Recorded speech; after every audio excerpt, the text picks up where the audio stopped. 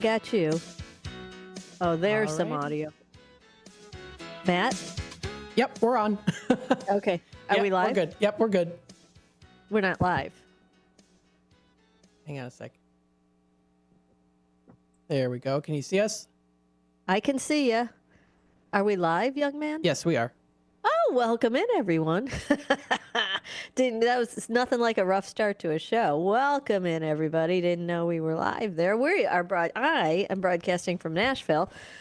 Welcome to Talk Time with Tammy and Friends. Rebecca's in her garden down I'm in my Homewood. garden. I like it, man. It's a good Wishful look. thinking. Wishful Good thinking. look, man. It's I heard- pretty cold here. I heard there was snow this morning. Is that I a just true saw a statement? few flakes. Nothing to scream about yet. So Well, you're screaming inside. I understand. that's for sure. I understand, but it doesn't stick because it's not going to be. It'll be nicer today, right? I don't think so, Tammy. I don't know. Is it going to Honestly, I stick don't today? know. For cry, I thought you guys were. It's doing either today good. or tomorrow. We're going to get snow, let's or it see. gets really cold, or something bad, and then by next weekend, or this, I guess Saturday or something. So I picked a good week to not be there. Is that what you're telling me? I'm okay with it. I still like the roses behind your head, young lady. Yeah, I do too. How I'm was your hoping this will- weekend? It was super. FUN. A lot of bourbon. A lot of really drunk Did you people. really drink a lot of bourbon? You? Oh yeah. Oh girl. You did? Yeah, everybody did. Like everybody was hammered. It was. I mean, okay. So to fill folks in, I went to a wedding this weekend in Louisville, Kentucky, and it was Louisville. If you're from there, you're Louisville. Well, my mom sometimes was from there, so therefore I feel like I can put my two cents in. You can, but some of them talk like their mouth is full of peanut butter when they say it. Louisville. Oh, I was over in Louisville. Okay, all right. So we had a wedding in Louisville, and it was the Friday night was at the Jim Beam Distillery, which was super fun. That was that's where a lot of the bourbon started to roll. I bet. I bet. Did you drink it? How did you drink it? Well, they had signature cocktails named after their dogs. So yeah, they had two signature cocktails. Wait, are they from there? No. The reason the wedding was in Louisville is because the bride is from Northbrook, like the Chicago area, and the groom is from Alabama. So they picked something in the middle because they both went to Auburn and they now live in Alabama, but they knew everybody was traveling from the north. So, well, one side anyway. So they just did everything in Louisville for the weekend. What a great! Did they have a wedding planner to come up with that? That was a very cool idea. Oh, they had to have a wedding planner for all all the local stuff that they had in there. It was super fun, though. My cousin dated a woman who was working with, I don't know if it was the state of Kentucky or the national, but it was to preserve with the Bourbon Trail, like to preserve land. That's so that they can continue the Bourbon Trail. It's a big deal. That's a fun job. It's a big deal down there. It's a big deal. Yes. I mean, that they have that available and that a lot of people, tourists, spend their money in Kentucky. That was Friday. That was Friday night, and then Saturday was the actual wedding. That was at the Kentucky Derby in the museum for the Kentucky. They have and everyone's probably getting excited for the Derby anyway. So and there's a lot of us girls had on little hats and fasteners just to make it make it very, very Derby looking. Cool. It was super. It was a super fun, and then there was a little dive. It's called it's called the Dive Bar across the street from the hotel we were at. And what hotel did you stay at? Karaoke. It's called the Sealback. It's a Hilton product. It's the haunted, Derby. Rebecca. I think it's the Derby Hotel. That's like their historic hotel for Louisville. Well, this bad boy is one of the oldest ones there, and it's definitely haunted. Tell me more. The ghost, her name is Patricia. Oh, wait, the bride's name was Patricia. Coincidence? Ooh. I think not. I don't know. Whoa, the ghost is supposed to have, she was 23 or 24, and she was meeting a boy. There's a boy involved when there's a ghost. There's always a boy. Yeah. Mm-hmm. She was supposed to be meeting a boy, and he jilted her to get married. So she threw herself down the elevator shaft, allegedly. They don't know if she fell or if she threw herself or was there pushed. push? Right? That sounds never very really- similar to the story in my family, but that's for another time. This is so you put on the headphones and you walk around the hotel and they tell you haunted Did little you do stories.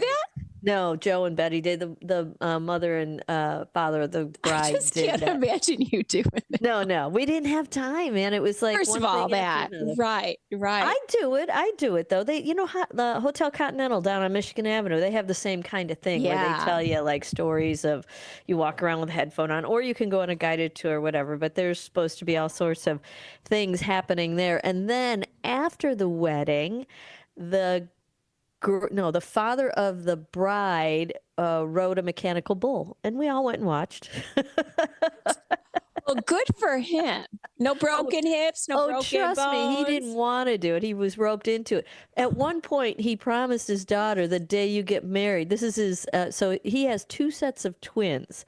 Two of them What? yeah, I know. Two. No. Wait, like- is this on Bill's side? Yeah. It's his mom's. With the twins. Yeah, his mom's brother's kids. And right, two sets of twins, no artificial anything to get them. And they're about a year apart. Go figure that, man. That's a nightmare. When she was, but if anybody can do it, the mother of was the these one. kids, she's the most organized Yeah. human I've ever met. Anyway, Yeah, that he had would it be down key. pat. And the dad of the bride told the bride that because nobody thought Wait, are they identical or fraternal? no, what's so wacky Huh? about these twins is one looks just like the mother and one looks just like the father in the set of girls. Okay. And in then there's a set of boys. The older ones are two boys, and one of those looks just like the mother, and one of those looks just like the father. It's hysterical. So two of the kids look alike in each set, but none of them like they don't all look the same. Like it's very what an interesting dynamic they have going on. Anyway, Joe, the dad, told the daughter, if you ever get married on the night of your wedding, I'll ride a bull. So guess what? He's riding there happens to be one down the street. So It just so happened. This so happens They planned the whole wedding around that. Let's around be the honest. bull. Yeah. So that was the highlight of the wedding night after and the band was phenomenal. They had a fabulous band. It was a fabulous reception. And then we went out and watched Joe ride the bull, but I can't do it 2 nights in a row, man. I was 3 o'clock one night. What? That The doesn't first sound night like we were you out at till all. 3 a.m. Girlfriend, Oh. I don't do 3 a.m. And that was 3 tough. a.m. That's tough. And then the next night they're doing it again. I'm like, all right, I got to call it quits at some point. You guys do whatever you're gonna do. So how late did you make it? 12. Not much after. It's much better than I could do, Tammy. Yes, I'm very proud of myself for that one. And I was the early bird, by the way. Me and the pregnant girl went to sleep. Wait, how late did Bill stay out? Interesting. Did he make enough, it? Yeah, Did he ride the bull?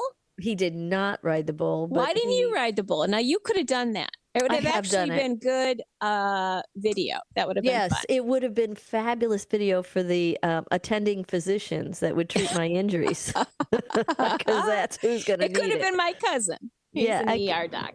Well, good. In Louisville, I would have known that. I would have had him on speed dial Yeah. for that one. Well, so we're done with that. That was super fun. And then I skedaddled on down here to Nashville. The rain was something, let me tell I you. heard that was so bad, like so bad. It kept coming, and we didn't think that we were going to, honestly, we didn't, I thought we were going to be inside the whole time in Louisville. We were outside, and it was beautiful. Beautiful night. They had a little tent Really? outside, hardly raining, didn't rain at all that night. Well, that bride did know something, because you were saying like, yeah, there's going to be a tent, and I'm like, not with all that rain. I man. thought that Be a tent's gonna leaky- blow away Yeah. with all the tornadoes down here and stuff. And 10 people died in Tennessee over this whole thing. Yeah, Nashville. How was your place? Well, we're is your good. place? I blew an electrical outlet last night. I was plugging Ooh. it, so I've got like a little media center. It's got like a little fake fireplace that blows. A little Yeah, heat. Yeah, I yeah. like it because it gets a little ambiance and it blows a little heat in that back room that's kind of cold.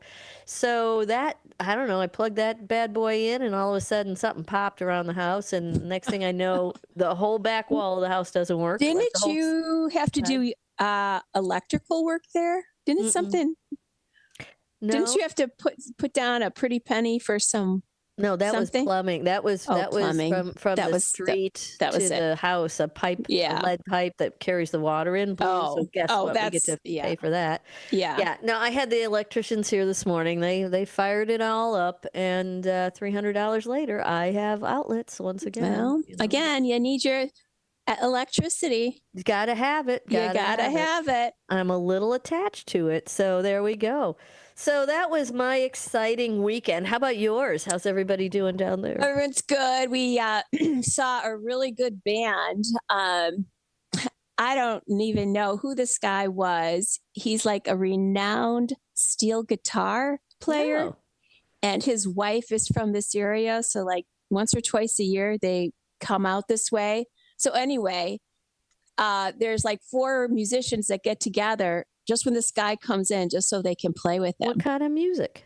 It was country. It was like old country. But the Oh. girl had a beautiful, like, she played some Patsy Cline. I mean, it was really good.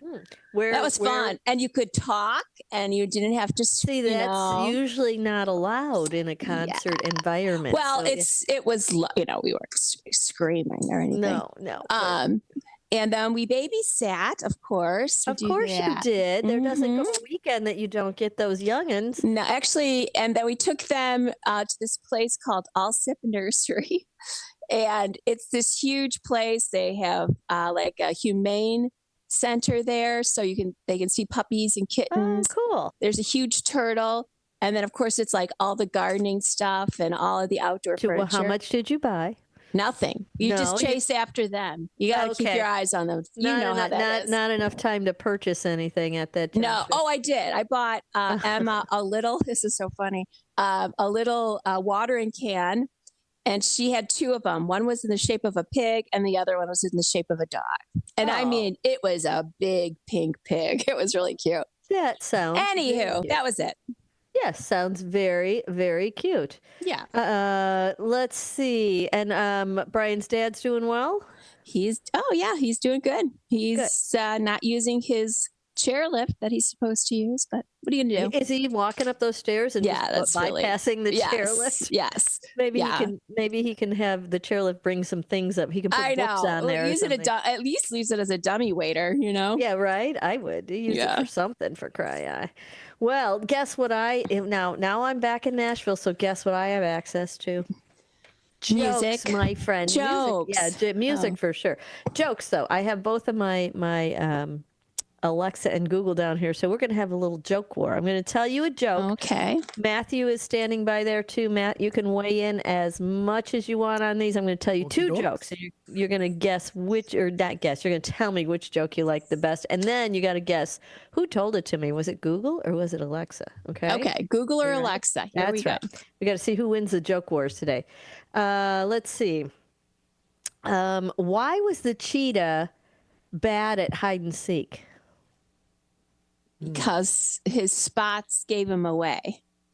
Kind of. No matter where she hid, she was always spotted. Get it? Yeah. Da-dum, boom. Da-dum-dum. Okay, you were very close, Rebecca. Very close on that one.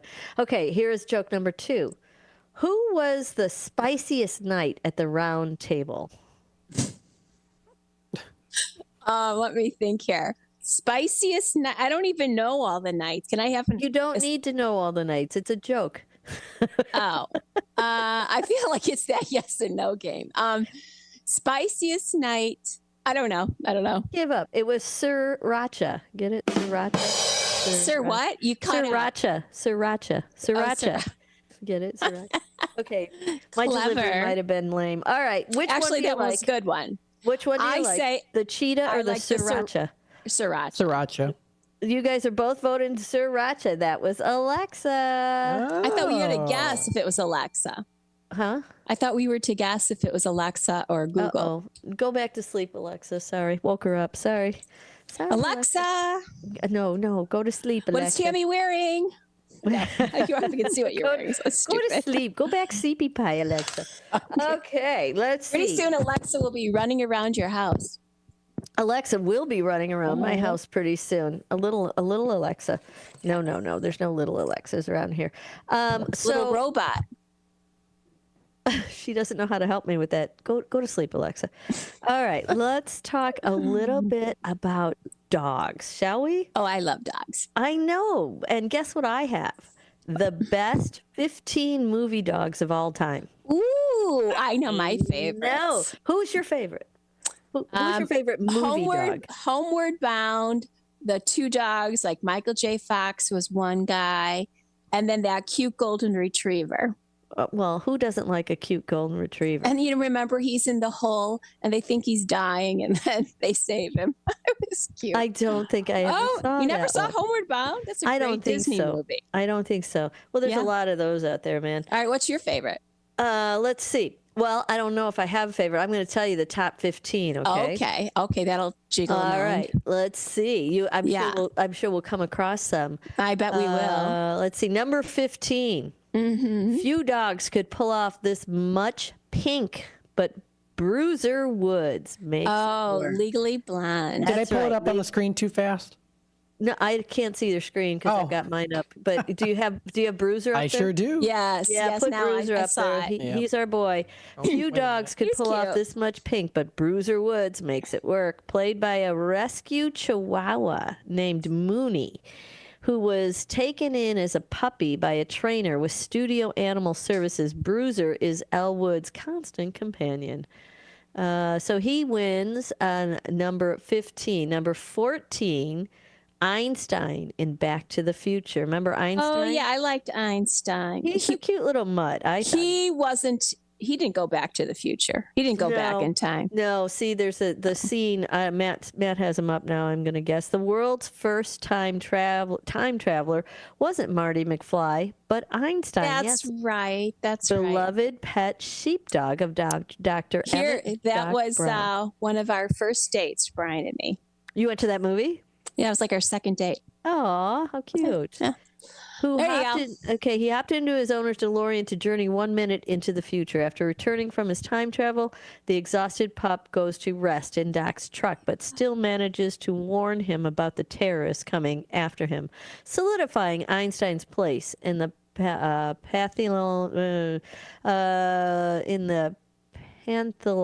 pantheon of movie good boys. Okay. Dog named Tiger, shown, played Einstein in the trilogy's first film, but was too old to reprise his role in the sequels, so a game sheepdog named Freddie stepped up. That's cute. Number 13 on the happy list is dog John Wick, chapters 1 through 4. I haven't the slightest idea. Do you know what this is? You know what? I never saw those movies, but a lot of people I don't loved know them. anything about these movies, but that's the guy for 13. Number 12 is Winky in Best in Show from the year 2000. Did you see the show Best in Show? That The was a movie? great movie. Yeah. It was. This dog, Winky, took number 12. God Loves a Terrier. Cookie and Jerry Fleck sing in Christopher Gus' 2000 mockumentary. Song is a tribute to their adorable Norwish named Winky, played by a real show dog with a very real show dog name of Can, K-A-C-A-N, Can, I guess it is. And then, number 11, if you can go to that picture, Matt, that's Apollo, the friend from 2025. I don't know who he is, but he's big. He's a big boy in that bathtub. It's a Mastiff. And I'm not familiar with this movie. I don't know that one. As well. Good behavior and training are key, but there's more important than an excessive face when it comes to a dog actor's. He's 150 pounds, that guy. Okay, number 10 on the list is Hooch and Turner from Turner and Hooch. Oh Remember yeah. Hooch? Yes. Yeah, That was cute. He's a cute boy. This is 1980s buddy executives buddy cop comedy starring Tom Hanks and a dog. That was a drooly dog, wasn't it? He was a drooly dog. Yeah. And then number 9 is Baxter from Anchorman. That's 2004. Ron Burgundy may have camaraderies, but San Diego's premier broadcast newscaster has only one true confidant, an apparently bilingual border terrier named Baxter, who can survive bridge falls and a bear attack from the movie. And then number 8 is Jack the Artist from 2011. Remember The Artist? No, I Yeah, never my saw I that. remember it. Yeah, it was like up for awards and all this other stuff. It's silent film. It is. It was a silent film. Oh, no. Adorable. There's a Jack Russell Terrier in that movie, and he is number 8 on the all-time movie dogs from This is, by the way, Rolling Stone magazine's list. By the way, number 7 on their hot list here is Rin Tin Tin, Where the North Begins, from 1923. The famous police dog hero. Number 6. Snoop Anatomy of a Fall from 2023. He's cute. Yeah, Don't know. he is cute. Never That was saw a good I know. movie. Was it? It was really good. Yeah. What was it about? It's I think it's a Swedish film. It's a woman's husband dies and she's, being questioned if she killed him or not. And Yeah. so it's a good movie. Ooh, I'm going to Let's write see. that down. Thank When you, his Matt. character Snoop is fed an aspirin in order to prove someone's innocence, the dog is panting, wheezing, and appears to be near death. The fact that Messi plays the scene so convincingly both astounded audiences and had them applauding. There you go. Oh my God, this next one's funny. The Thin Man from 1934. What a Asta is the name of the dog. He's cute. Isn't he cute? He likes to smile. You can't talk about classic screen dogs without shouting out Asta, the wire terrier. His real name is Skippy, that helped cocktail swigging detectives Nick and Nora Charles solve mysteries in the popular Thin Man movies.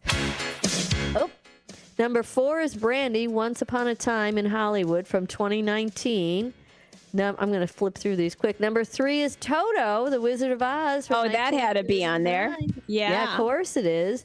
Number 2 is Buddy, the Air Bud from 1997, Yeah. the Air Bud dog. And number 1 movie dog is Lassie Come Home, 1943.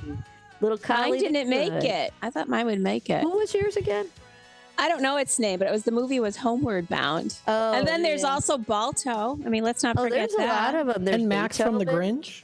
right? Yeah. Oh, yeah. That's There's a good lot one. of dogs that did not make the cut. We're gonna have to. So do our who own made list. this list is all I've got. Rolling Stone, baby, Rolling Stone. Oh, wow. All right. Well, you hear our happy music. We are going to take a quick break, first break of the program, and we'll be back after this. Don't go away.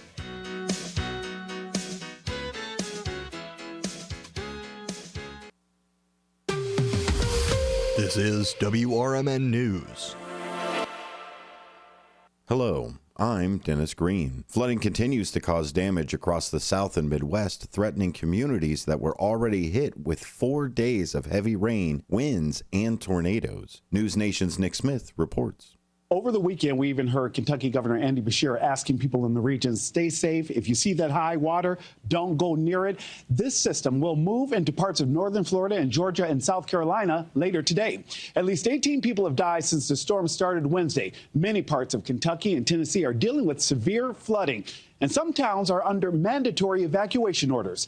That storm system has spent much of the weekend stalled over parts of the Midwest and Mid-South. In Memphis, they've reached more than 14 inches of rain. Forecasters attribute the violent weather to warm temperatures, an unstable atmosphere, strong winds, and abundant moisture streaming from the Gulf. Stocks are in deep red on Wall Street. China says it will respond to President Trump's tariffs with a 34% tariff of its own on all American products. President Trump is downplaying the Wall Street sell-off and defending the tariffs as necessary. It's unsustainable for us to allow China to have surpluses of $1 trillion. We will be taking in over $1 trillion over the next short period of time with the tariffs that I've already instituted. They're already in place. Now, what's going to happen with the market, I can't tell you, but I can tell you our country has gotten a lot stronger. I don't want anything to go down. More tariffs are set to go into effect on Wednesday. For WRMN News, I'm Dennis Green. Welcome back to the office, Marky B. WRMN News, produced in Studio 14 by the River Media Network. This is Larry Jones. and I'd like to talk to you about my bank, American Eagle Bank in South Elgin. Has your bank changed names in the last 10 years? Is your bank another faceless branch with headquarters in another city? Are you tired of earning next to nothing on your savings account or certificates of deposit, or does your personal banker treat you like a stranger? If you answered yes to any of those questions, then you're ready for a new banking experience, and American Eagle is the place for you. American Eagle is a locally owned independent bank that's rooted in the community, and American Eagle customers are greeted by name and treated with the respect that they deserve. American Eagle has an innovative program, Eagle Savings, that teaches your children to save while earning prizes and rewards. American Eagle offers great rates on certificates of deposit. My bank is located in South Elgin on Randall Road between the Target and Caputo's and is open Monday through Saturday. Give them a call at 847-742-7400, and a real person will answer the phone. American Eagle Bank, a place where you matter. This is Sarah Silver with your Fox Valley forecast. This afternoon, scattered snow showers with mostly cloudy skies and a high near 42. Temperatures falling to around 38. Gusty winds. Tonight, a chance of snow showers before midnight. Partly cloudy with a low around 21. Tomorrow, sunny with a high near 43. Currently, it is 37 and overcast. I'm Sarah Silver on the Talk of the Town, WRMN. With Fidelity Wealth Management, a dedicated advisor gets to know you and your goals to build a comprehensive plan to help grow and protect your wealth. Backed by a team of specialists, they'll analyze all your accounts, even the ones they don't manage, to keep an eye on taxes and provide proactive portfolio insights that can help you unlock your wealth's full potential. Learn more at fidelity.com/wealth. Investment minimums apply. Fidelity Brokerage Services, LLC. Member NYSE SIPC.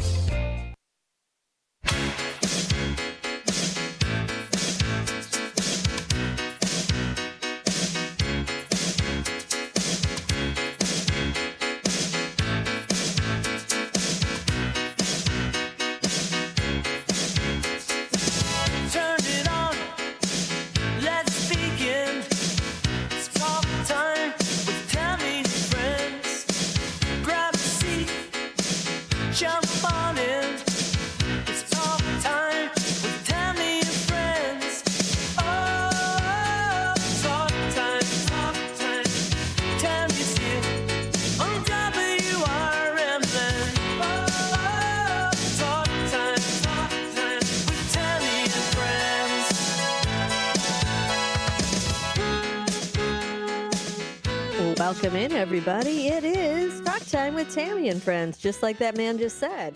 We got a new theme song. We're jamming a little bit to that one.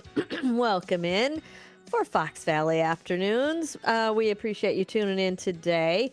It is April 7th. Ooh, you know what today is, Rebecca? No, tell me. It is my 43rd wedding anniversary today. Congratulations. Thank you very much. That's Thank you crazy. very much. Congratulations. Yeah. Thanks. We're gonna have to say thank you. I get a round of applause for that. Excellent.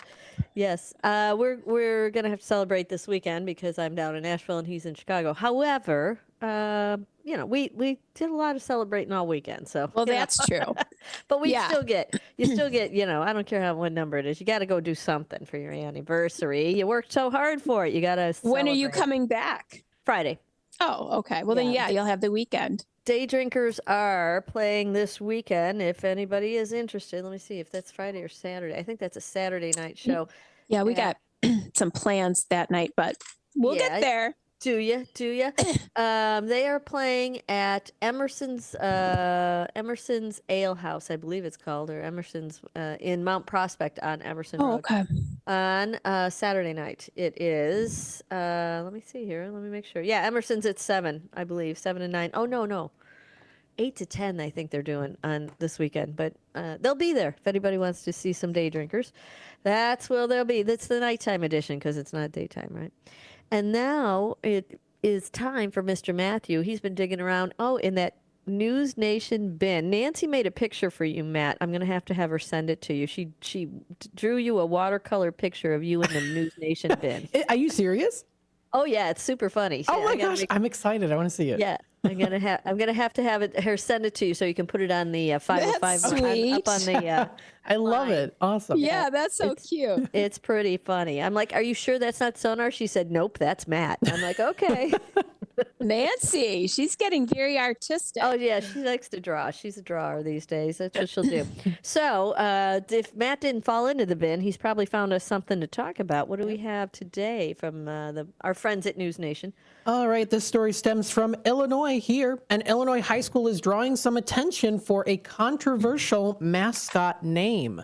News Nation's Taylor Harris reports. For nearly 9 decades, Freeburg High School has proudly been the home of the Mighty Midgets. While some say the name is outdated and offensive, others argue it's a proud part of the town's history. The mascot's origin dates back to the 1930s when a local sports writer coined the nickname after a basketball team, despite having no player taller than 5'10", defeated a much larger undefeated opponent. But today, advocacy groups like Mascots Matter has been pushing for years to remove the mascot, arguing it is offensive to people with dwarfism. Many in Freeburg disagree. It's not meant to make fun of people. It's a tradition that's been going on since the 30s, and it wasn't meant to be disrespectful. The bill states that the school must remove all mascots, logos, and imagery related to the name and select a new mascot. Schools would still be allowed to use uniforms and materials purchased before the law takes effect, but only for a limited time.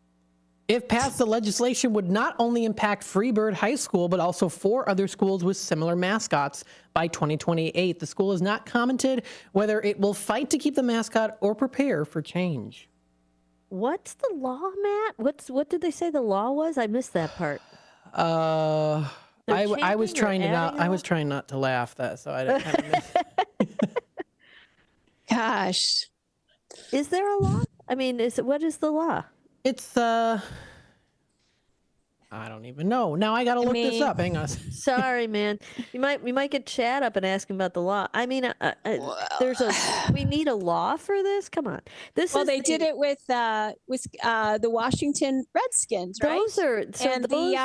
What was the Cleveland Indians? Right. They did it too. Right. And did I'm they? surprised. Yeah. Yes. And I'm surprised that there's a lot of them that they have. Now, this Mascots Matter organization, never heard of them before, but they're worried about mascots. Mm-hmm. So I'm thinking they're pushing this and the legislation and all that other stuff. But God, I know, right? Can we? I don't know. I'd say, I mean, yes. Midgets. I don't know. That's the team name from a long time ago. And if it wasn't meant to be disrespectful when it was created, because, sometimes people were. Well, I'm not offended, and I'm very close to being a midget. I'm not there yet, but I'm very, very close. I'm not offended by I don't know, maybe people shorter than me are. I don't know. I think, it's not. I don't agree. I don't agree either. I just you need to stay out of it. I mean, it has a history, and it's not. It's a joking history about 5'10" basketball players, right? Yeah. That a basketball team that was short won. That's good. That's good. Exactly. That's gifted. Yeah. However, what else are you going to call him? At first I thought he said Freebird. They could think of something generic, but then again, they could be like, what's the name? Who sings Freebird? I can't. Exactly. That's what I was thinking. Not ZZ Top. Their name is not Freebird. It's Freeburg. Yeah, I know, but that's it's Freeburg. I said Freebird because that's what it said on. Oh, really? Yeah, it is. Yeah, I thought I wrote down Freebird, and I'm like, okay, well, there's your mascot right there. Yeah, there you go. But anyway, you just cut out. They could probably come up with a lot of new names with a town like Free in it, but yeah. Now I did do a little research on this. This is not the first time this happened, though. Oh, good to know. Yeah, so Fox 32 Chicago says, quote, in 2014, the national organization Little People of America urged the school board to change the name, calling it derogatory, objectifying, and dehumanizing. This was back in 2014. So, are they over it now? Right, I don't know. It's 2025. I don't know. People were. I don't know. I haven't heard. It is kind of a strange name for a high school, but if they're happy with it, but it sounds to me like from that story that was just read that there is a law that they're forced to change it. Like they have to change it. Yeah, it's due to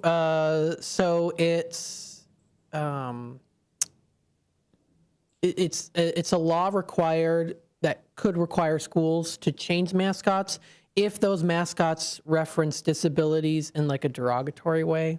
Oh. So Well, I don't know. Is that I don't know. I mean, it's borderline derogatory, but I guess if some organization is taking it that way. I mean, when did this law come into effect? Is this a new law? It's a new bill. It's a bill introduced. Yeah. It's a bill. It's a bill introduced, so it's not law yet. It's a bill. No. Oh, So if I it get it. passes, I see. I don't know. Whatever.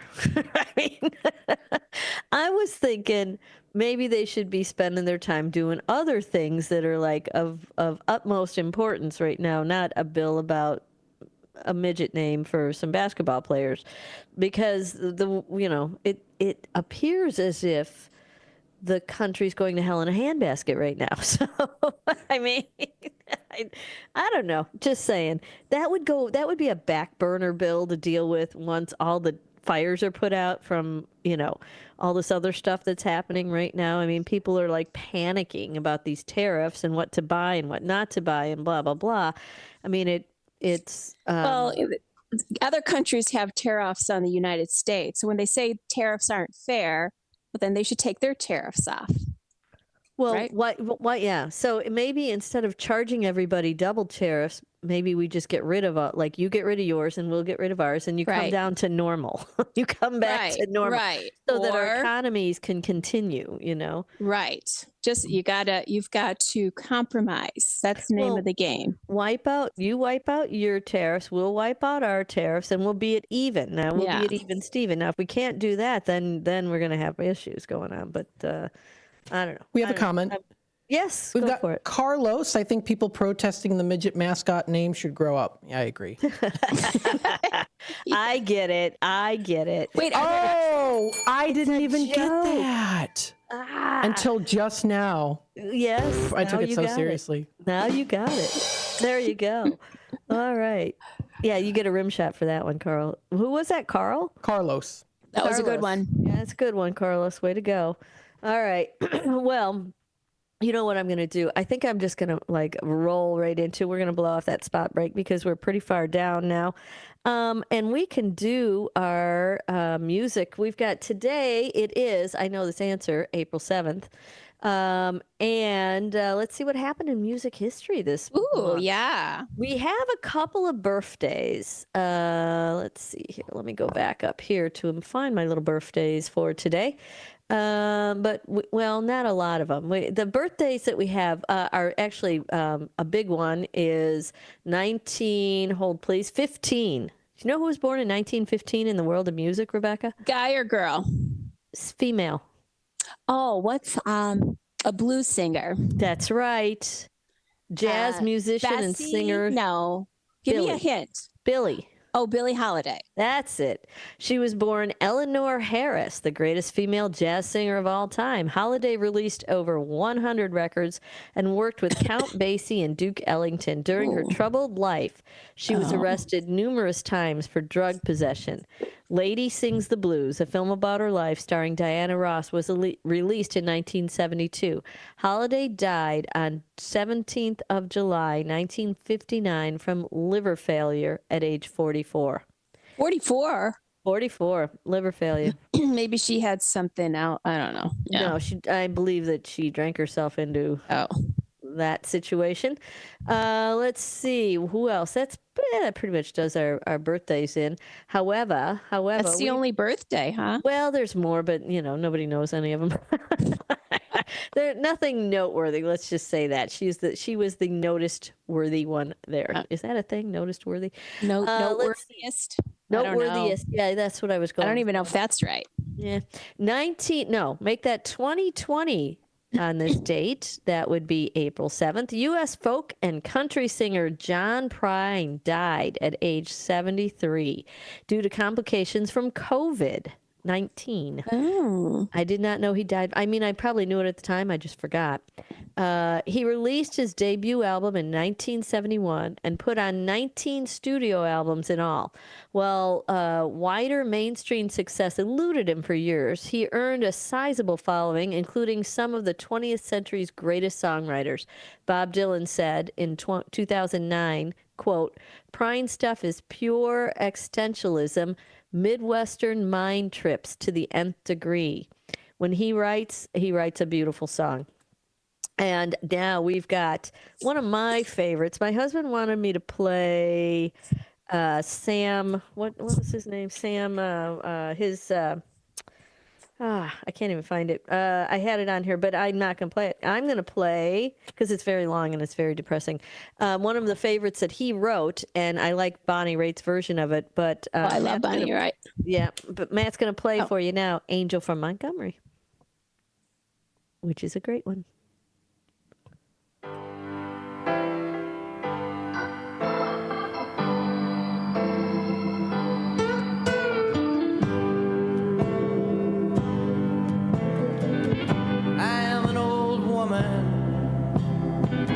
Named after my mother. My old man is another child that's grown old.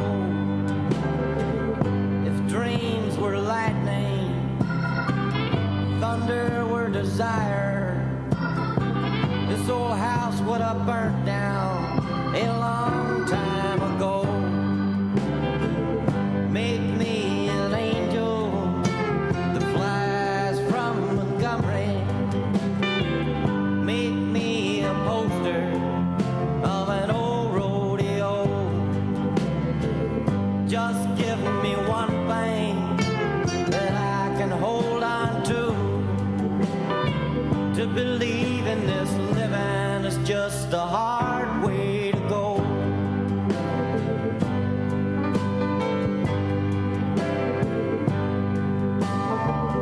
When I was a young girl, well, I had me a cowboy. He weren't much to look at, just a free rambling man.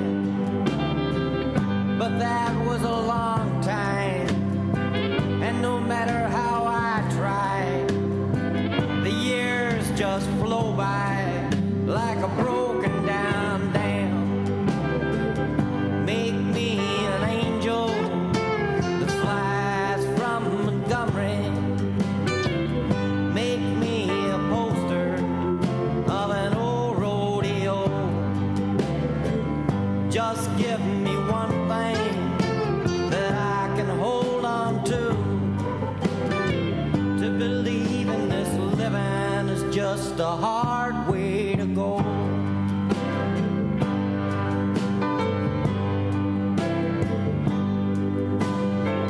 There's flies in the kitchen, I can hear them there buzzing. And I ain't done nothing since I woke up today. How the hell can a person go to work in the morning and come home in the evening and have nothing to say? Make me an angel that flies from Montgomery. Make me a poster of an old rodeo. Just give me one thing that I can hold on to. To believe in this living is just a hard way to go.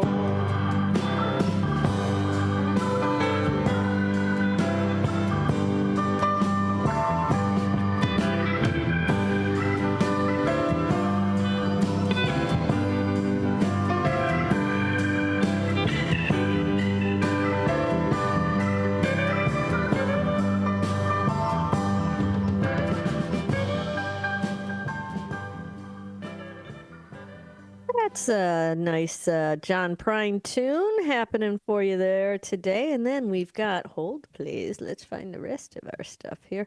Then we've got a few more things to talk about. I don't know what I just did with it, but We'll get it back. We'll get it back. This is, hold on. Sometimes when I go to break and I click on something, I come back to a totally different, agenda. All right, let's go back and talk about the rest of our music today. We've got on this date, which would be April 7th. We know that. We had the Police released Roxanne in 1978. Let's see. As their first single from their debut album, Outlandos Demure, song was written from the point of view of a man who falls in love with a prostitute. The title came from the character in the play Cyrano de Bergerac, which Sting saw on an old poster, which was hanging in a hotel foyer in Paris, France, where the group did not know that. Staying. I know, it's wacky. It's a wacky one. That's what I got. A lot of wackiness for you. 1981, Bruce Springsteen and the E Street Band kicked off their first full-scale tour in Hamburg, Germany. This was what year? 81. This was Springsteen's first tour outside North America, which would take on 10 countries. And then in 1985, Wham! Became the first Western pop group to perform live in China when they played the Workers' Gymnasium in Beijing. Wow. I know. 1988. What a group. I mean, that's kind of obscure in a way, right? Not really. Yeah. But, it is totally. Yeah. 1988, during a European tour appearing at Wembley Stadium, Alice Cooper accidentally hung himself in a rehearsal when a safety rope snapped. He dangled for several seconds before a roadie saved him. Cooper was attached to a harness that was attached to the rafters by a thick piano wire that kept creepy above his neck. Wow. 1990, Motley Crue's Tommy Lee was injured when performing a stunt during a concert, falling 20 feet from a lighting rig. 1994, Courtney Love was arrested on drug and theft charges after a reported overdose. At the time, Love was unaware. This was April 7, 1994. At that time, Love was unaware that her husband, Kurt Cobain, was dead at their home. His body wasn't discovered until April 8th by an electrician who had arrived to install a security system at their house. See, I didn't know that one either. That's wacky stuff. That is wacky. Mm-hmm. Let's see. And then in 2001, on this date, Paul McCartney bought the 4-bedroom Beverly Hills home of Courtney Love for $3.995 million. What? I know. That? The gated 1930s house had its own swimming pool and 1.5 acres of land. And then, let's see. I'm just looking for some fun stuff. Well, we've got here, let's go back down here because in 1966, that's the year we're talking about. Oh, no, that was 62. 1962, the Beatles played at the Casbah Coffee Club in Liverpool without George Harrison, who was ill. This was the group's last performance before leaving for their third extended engagement in Hamburg, West Germany. Everybody was going to Hamburg back then, I guess. Hamburg. And then, 1966, working at Abbey Road Studios in London, the Beatles recorded overdubs on the new John Lennon song, Tomorrow Never Knows, and the new Paul McCartney song, Got to Get You Into My Life, for the forthcoming Revolver album. We are going to play Paul McCartney, Got to Get You in My Life. Love and that song. That is a good one. I think this is going to take us to break. Is that right, Mr. Matt? All right, here we go. Little Beatles for you. Get you grooving.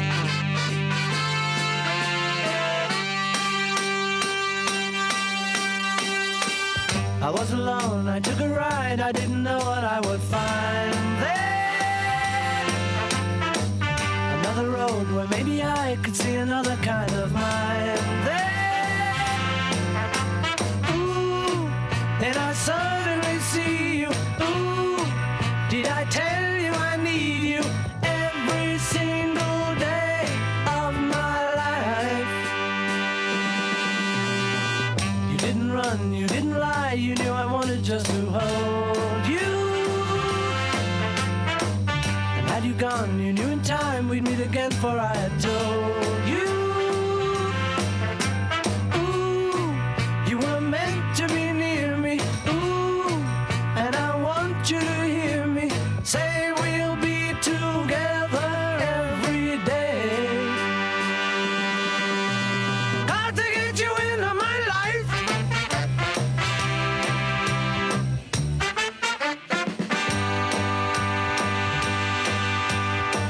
What can I do? What can I be? When I'm with you, I want to stay there.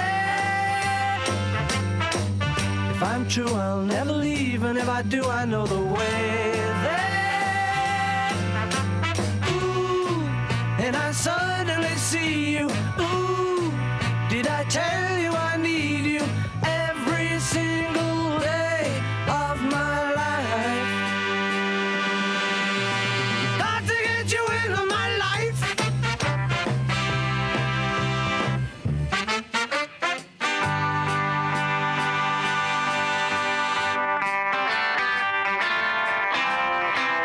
Got to get you into my life.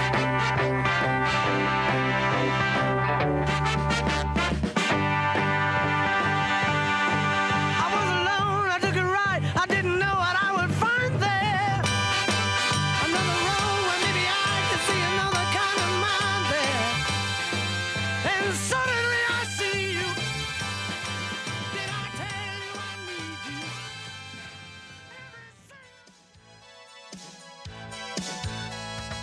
Oh, talk time, time you see it on WRMN. Oh, talk time with Tammy and friends.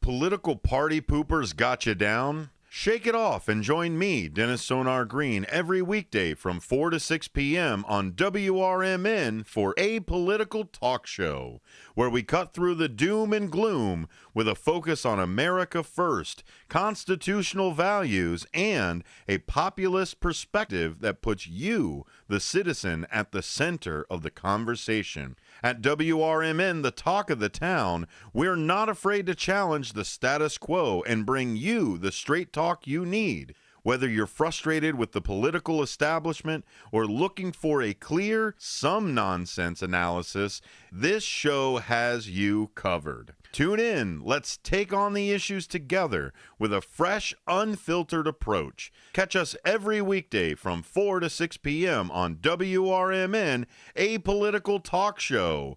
WRMN, the talk of the town.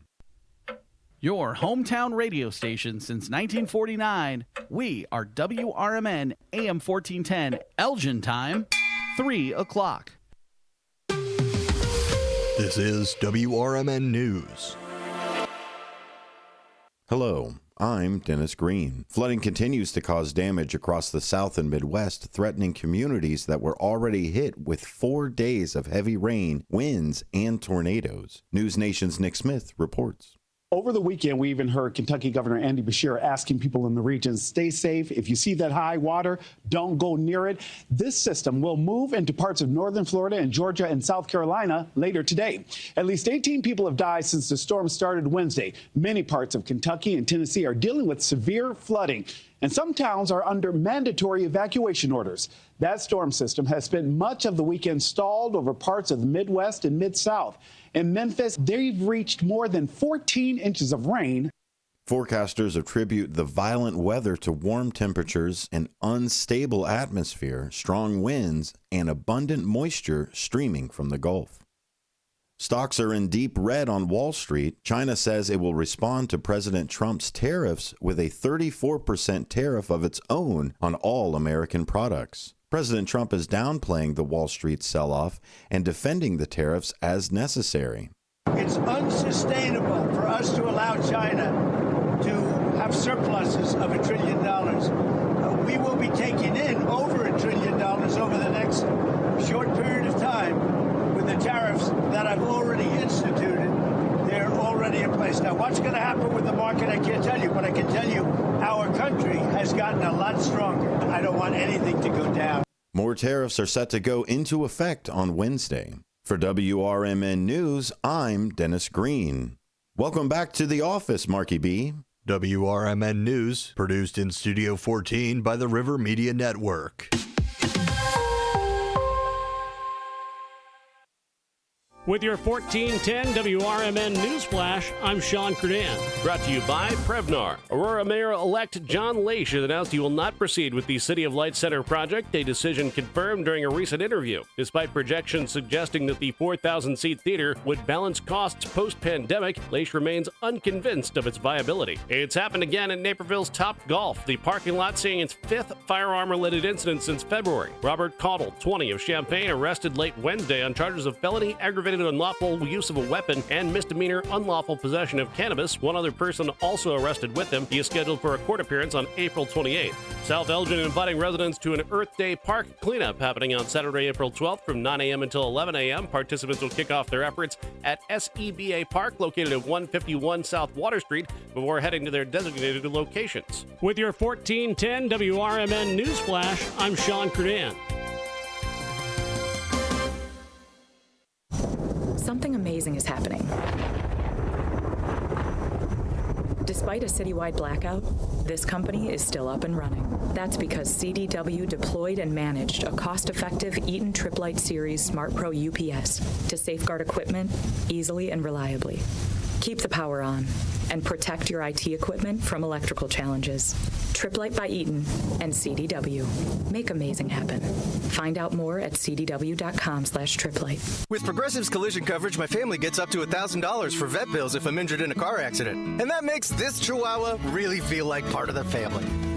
What's that? I don't sound like a Chihuahua? Oh, I'm sorry. What exactly am I supposed to sound like? I guess all Chihuahuas are high-strung, riding around in expensive designer purses. Actually, I prefer riding in cars. So I appreciate that my family protects me with Progressive's pet collision coverage.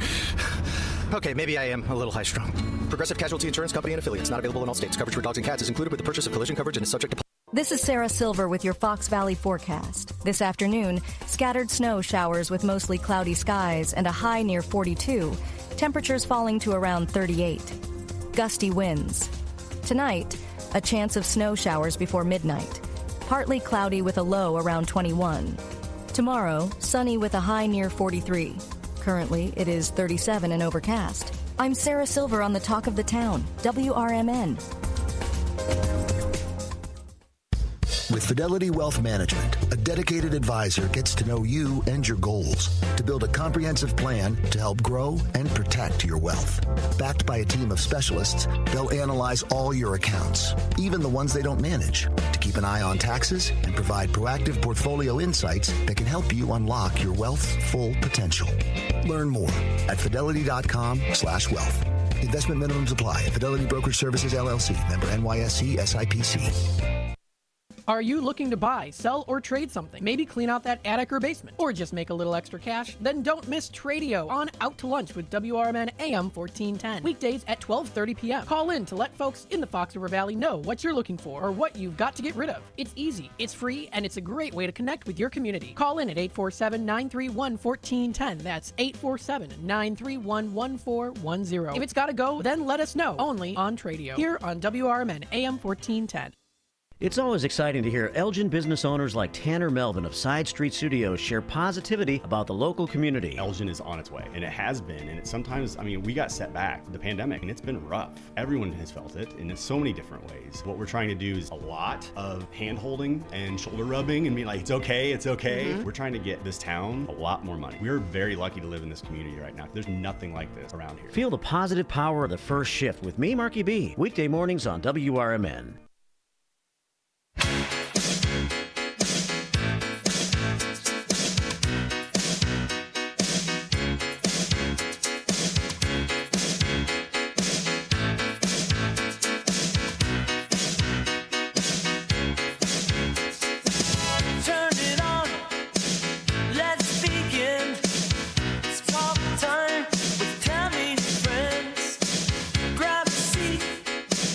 Jump on it.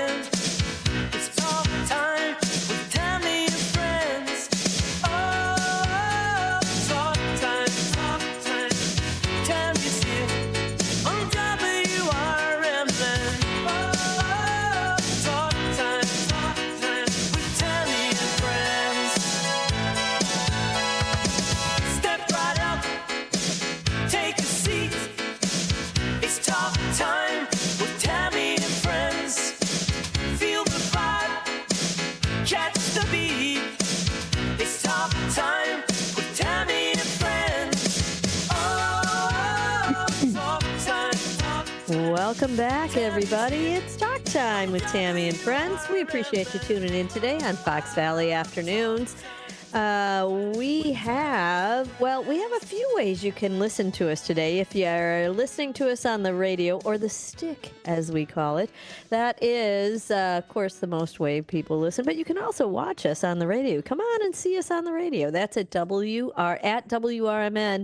on YouTube. You can also, are we on Facebook today, Mr. Not today. No Facebook today. But we are on our website as well. That's WRMN1410.com. If you want to listen to us live, you can do it there, or you can download the app. The easiest way to take us with you wherever you go. And let's see here. What's happening today? What else do we have going on? Oh, weather. Your weather is a little scary. I'm sorry. Don't kill the messenger on this one.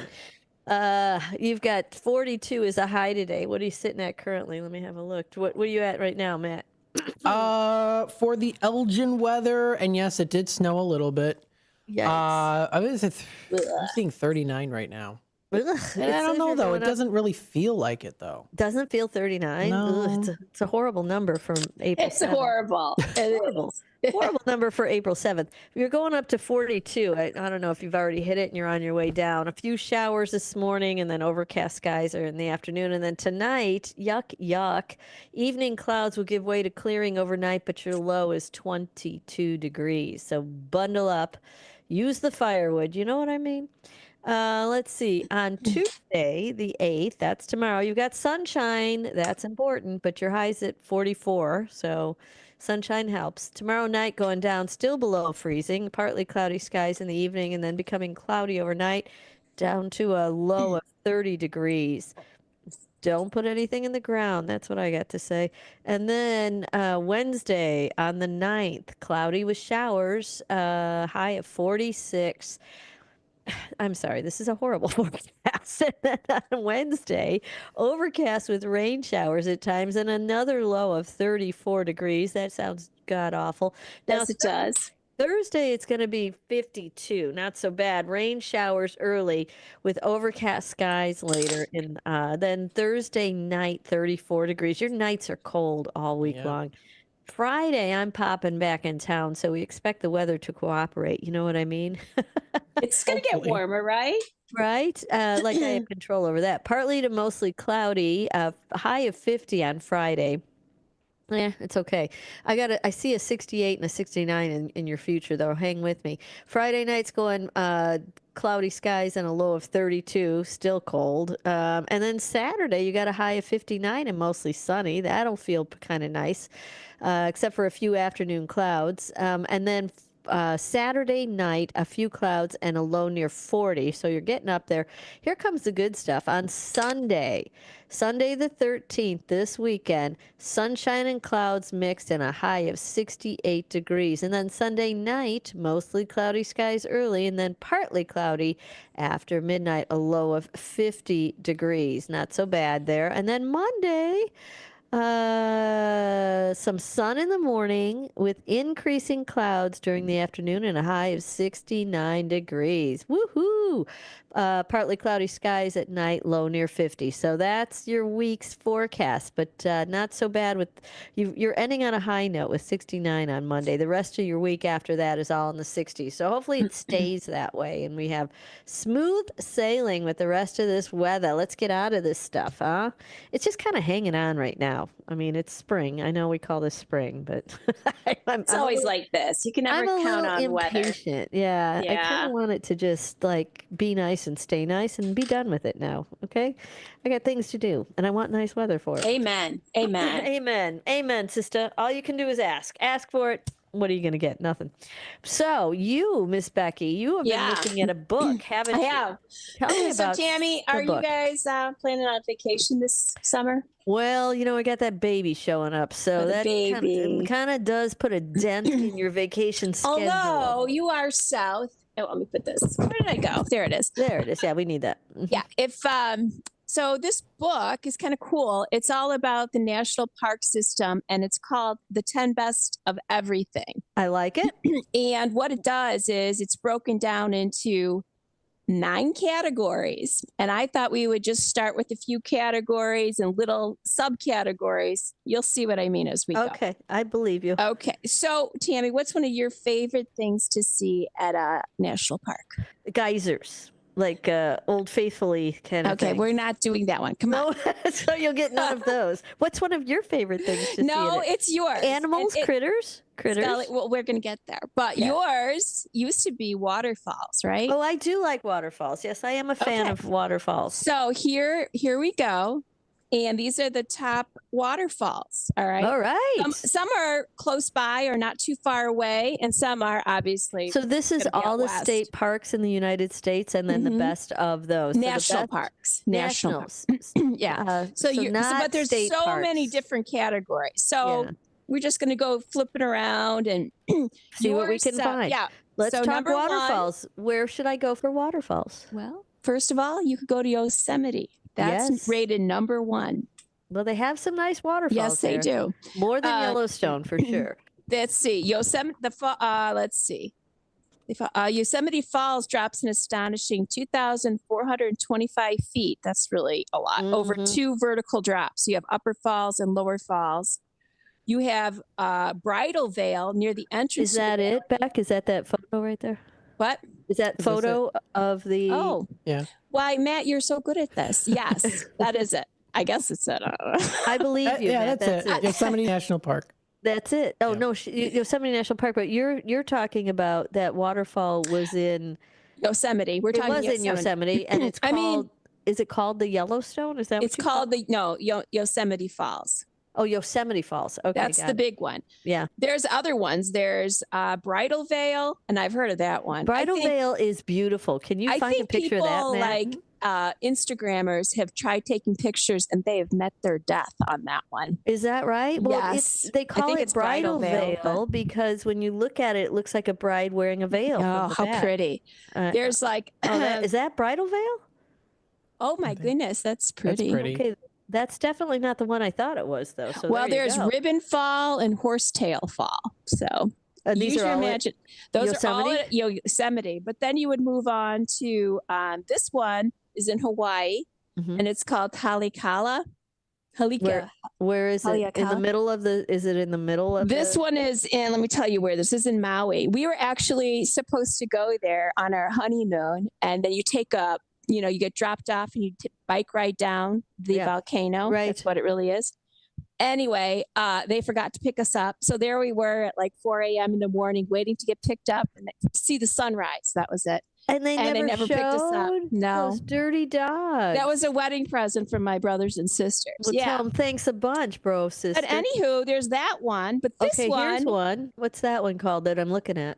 Is that Haleakala? Yep. It's called Waimuku Falls. That's what you missed right there. Kaliwa. Yeah. Oh, Kaliwa. I was on the wrong one. Sorry.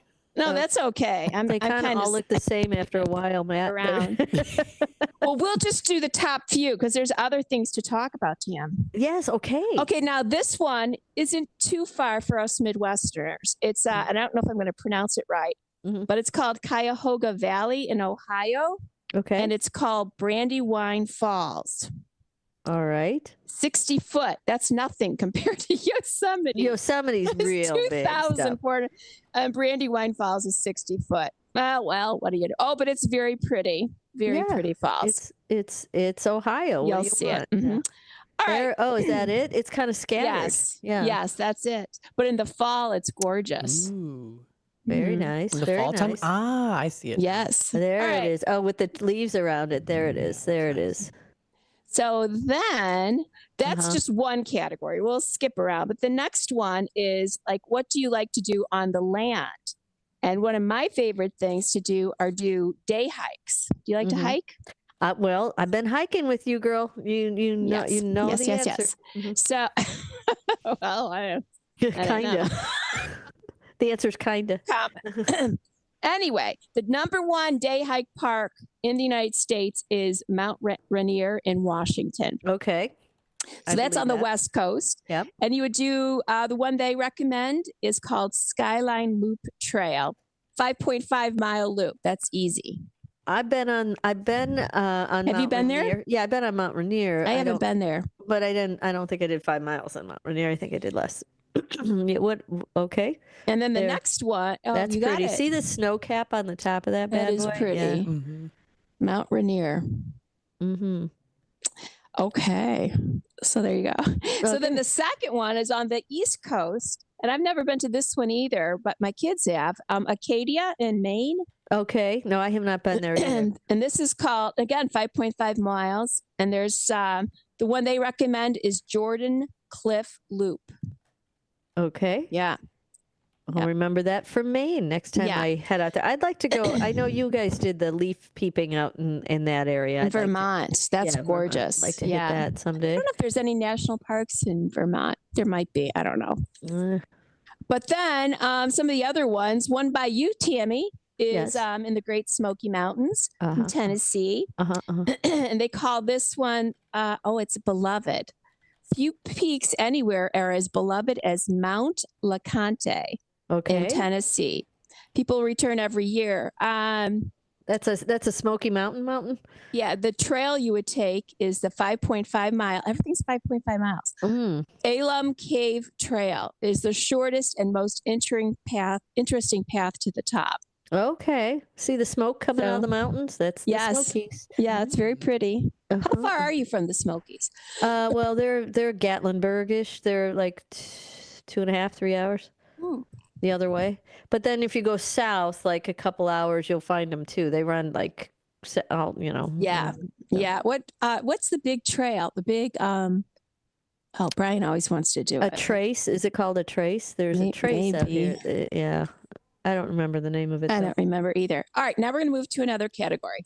Okay, what's the category? I get bored easily. I see that. I know. What's the category, young lady? Okay, this is for national parks now, a day at the beach.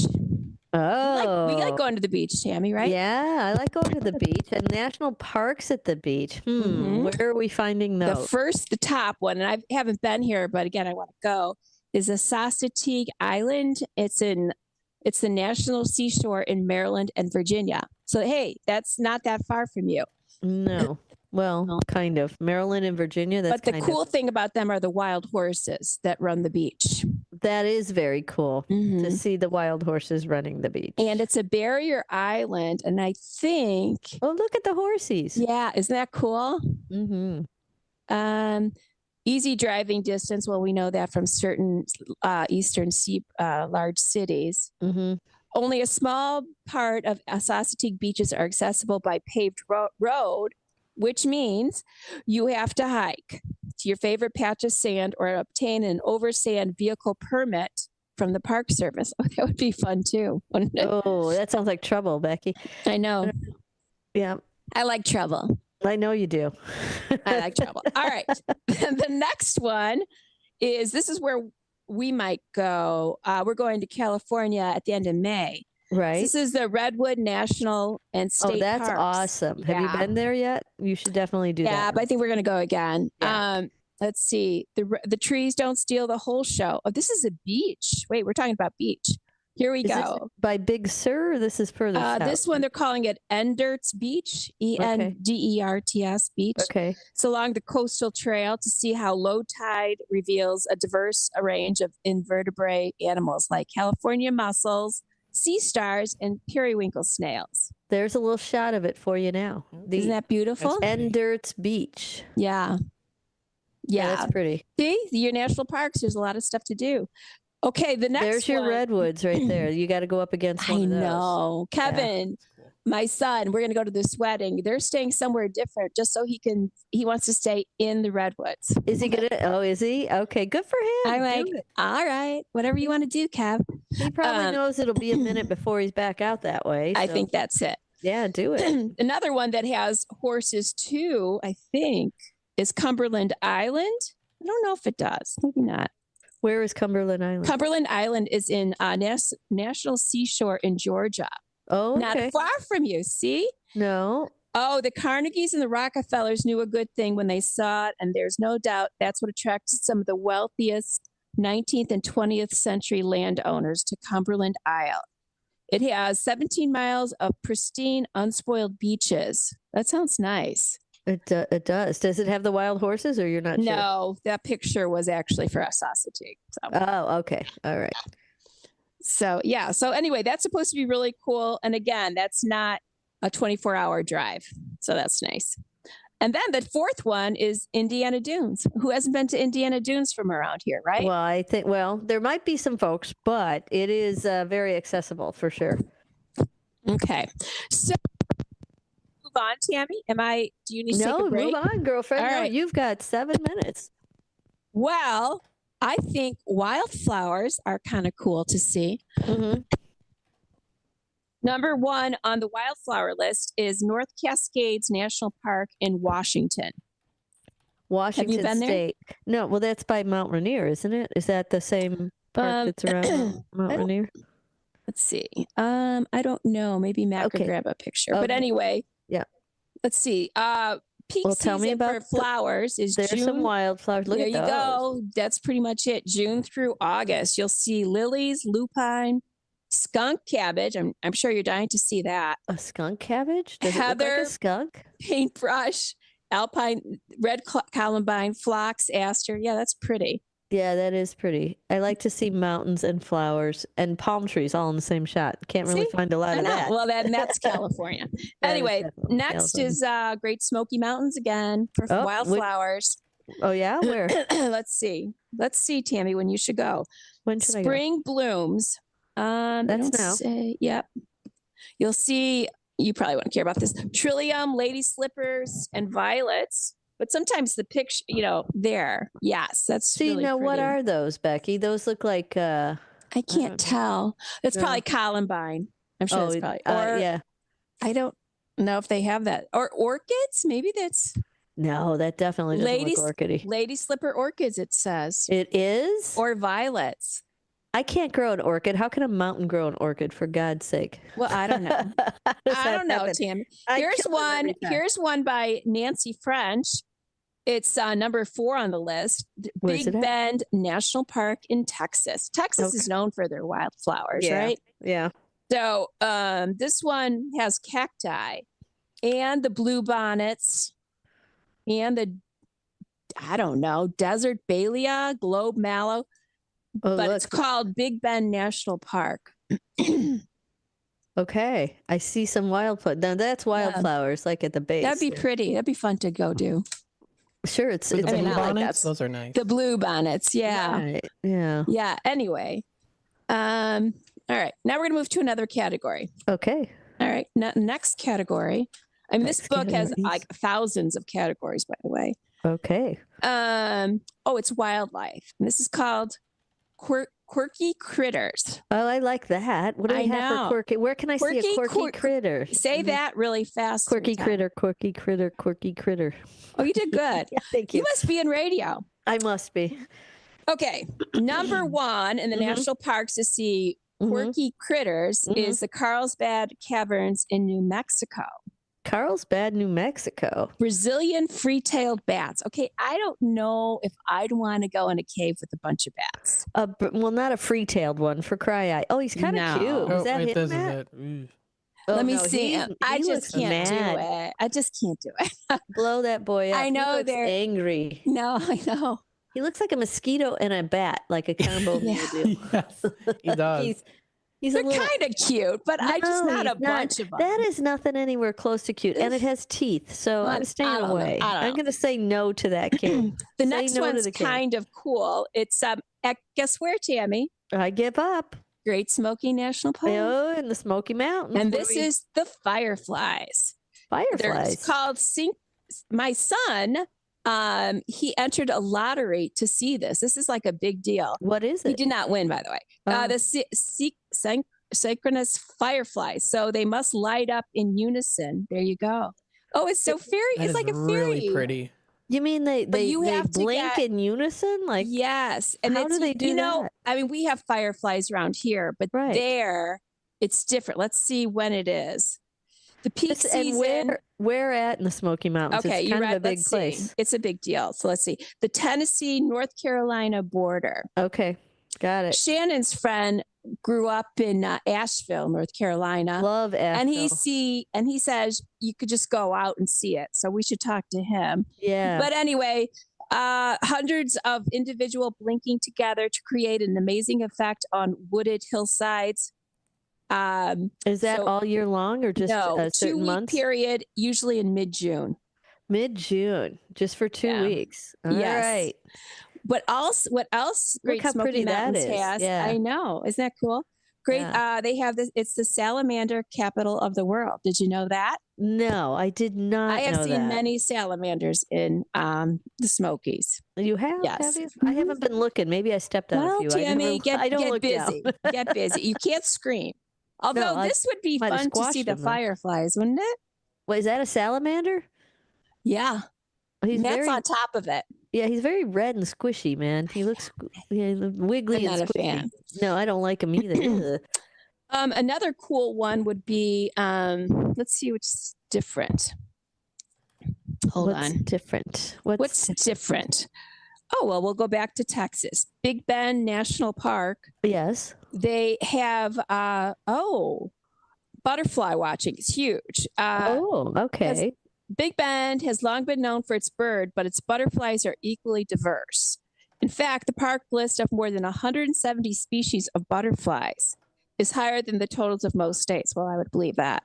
170 species of butterflies. Okay. Yeah, I think that'd be fun. There's so some. when would you see them? Let's see. It doesn't say.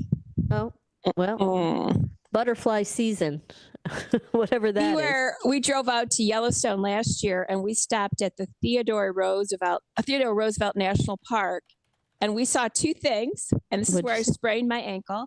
Saw prairie dogs and wild horses. I like the wild horses. How did we sprain our ankle? Running after the wild horses? Yeah, I wanted to get a picture. We were on the side of a highway. And anyway, I twisted my ankle in a prairie dog hole. So there you go. Oh, my. And did you get pictures of the prairie dogs that you tripped on? I did. Yeah, well, they live in little towns. They live in prairie dog towns. Look, there's your prairie dog that tripped you right there. They're cute. He's responsible for her broken ankle right there. I know. A sprained ankle. It was, whatever. Yeah, that's okay. That's okay. All right, wildlife and national parks. I thought it was state parks, but it's national parks with Rebecca. We will continue this at a later. We're gonna do the firefly thing, Tammy. I'll do the firefly. Let's go. I think it's probably too late for the lottery next year. Why a lottery? Because there's not enough room for you to stand around and see them? I'll ask Shannon's friend where we can go see it. Yeah, sounds like a plan, Stan. All right, you hear that happy music, our little yacht rock intro coming to you. We are going to take that break, bottom of the hour break, and we'll be back after these messages. Don't go away. With your 1410 WRMN News Flash, I'm Sean Curdan. Brought to you by Sky Rizzy. South Elgin inviting residents to an Earth Day park cleanup happening on Saturday, April 12th from 9 a.m. until 11 a.m. Participants will kick off their efforts at SEBA Park, located at 151 South Water Street, before heading to their designated locations. Aurora Mayor-elect John Laish has announced he will not proceed with the City of Lights Center project, a decision confirmed during a recent interview. Despite projections suggesting that the 4,000-seat theater would balance costs post-pandemic, Laish remains unconvinced of its viability.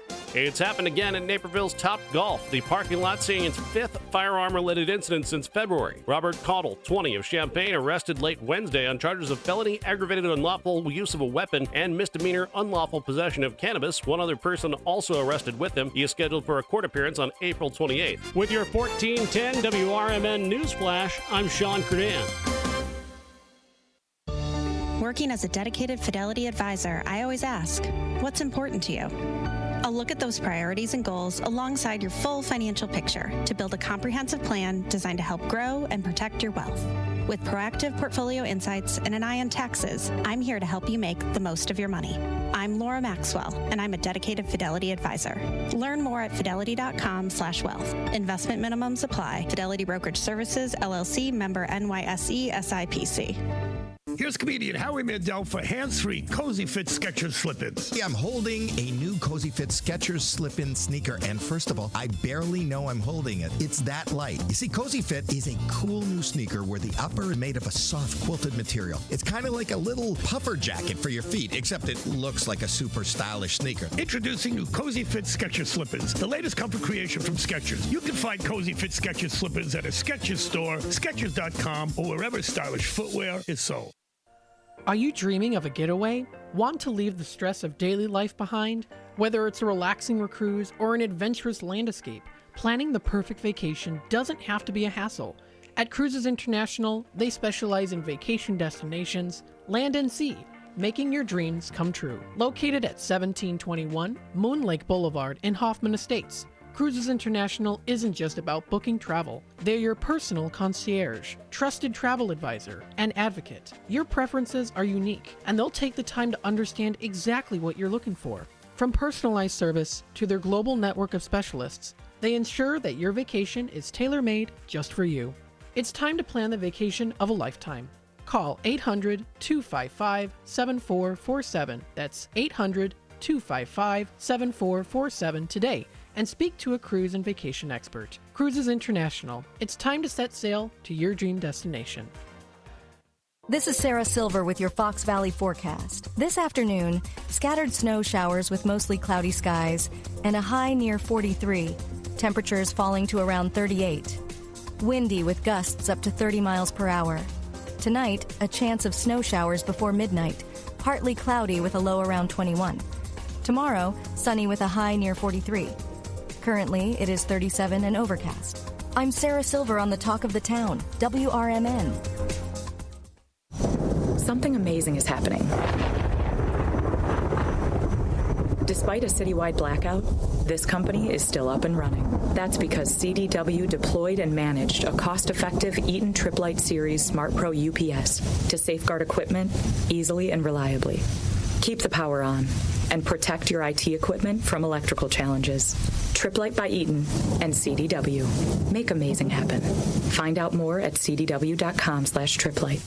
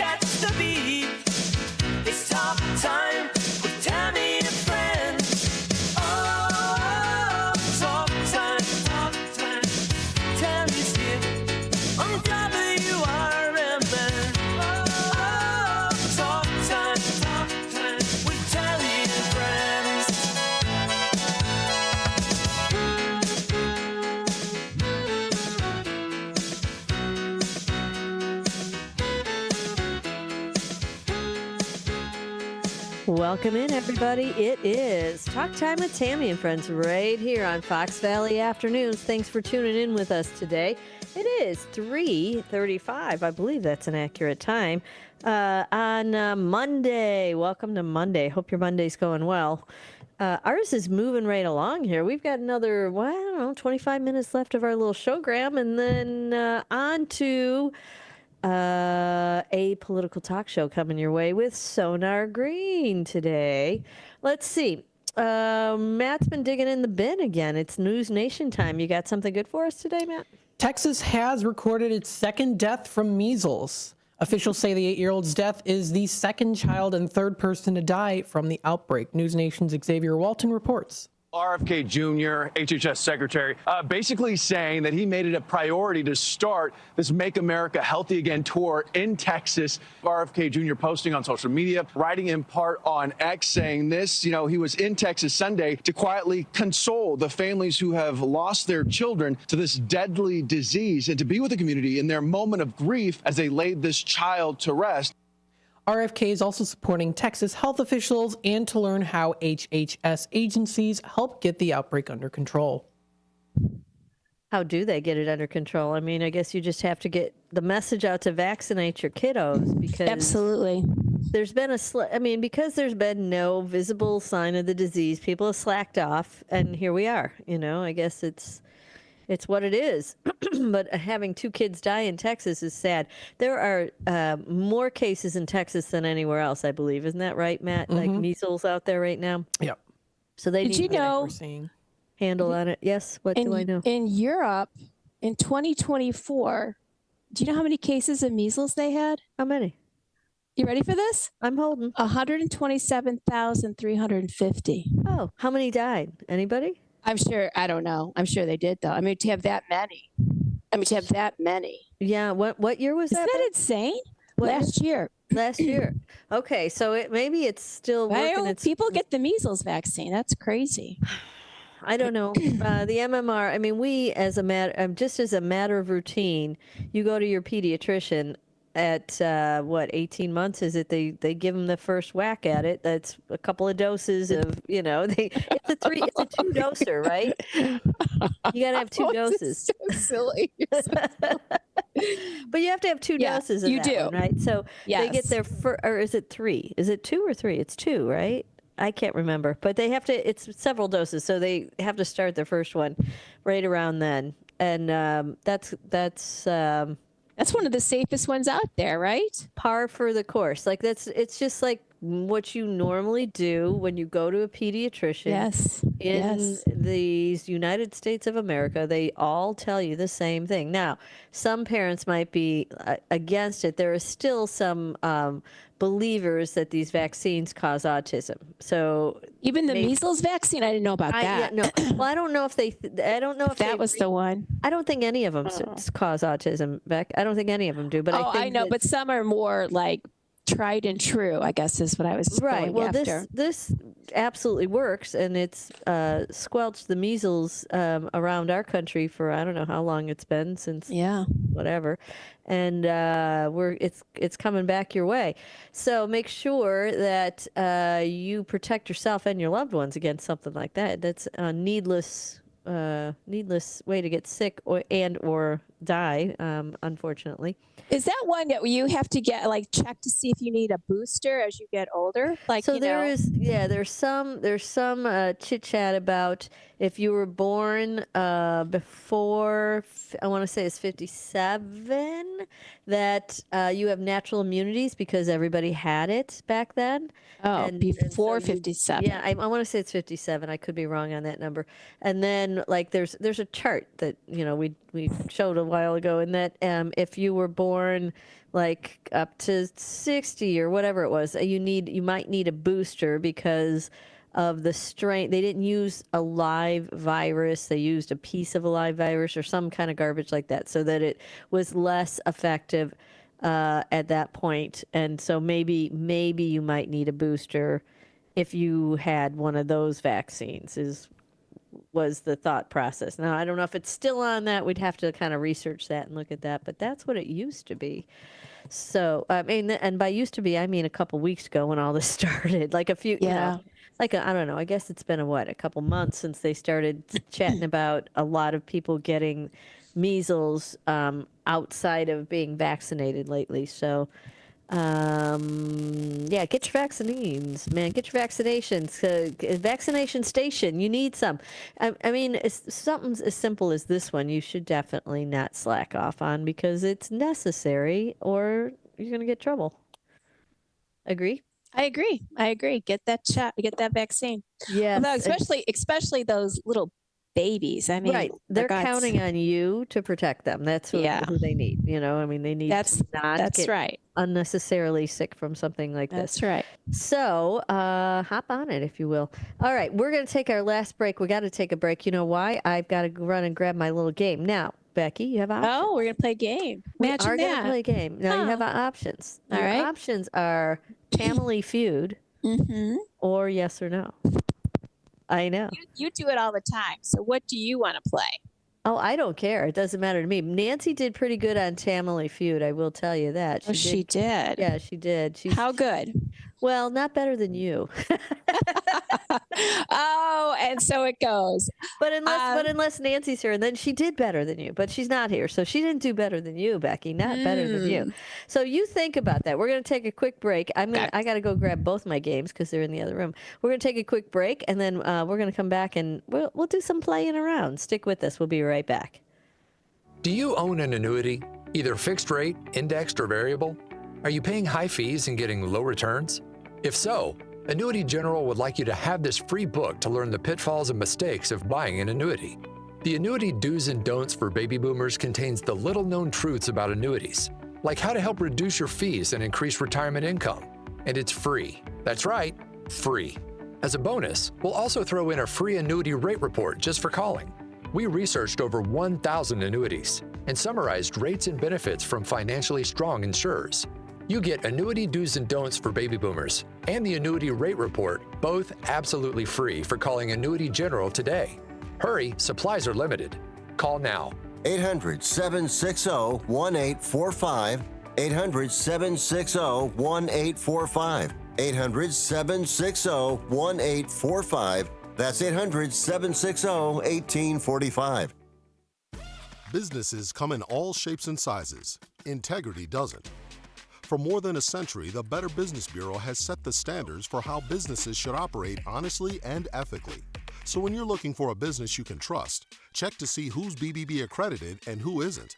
Always choose the Better Business. Look for the BBB seal because it's looking out for you. That's why it's the sign of a better business. And find a better business anytime at bbb.org. Want to read some action-packed, exciting pulp fiction? Read the works of Michael Tooman, now featuring the international crime thriller, I Married a Bot Madam. Available on Amazon in hardcover, paperback, and Kindle editions. The paperback is also available at other book retailers. Check out Michael Tooman's webpage at Scilink.net. That's Papa, Sierra, Yankee, Lima, India, November, Kilo.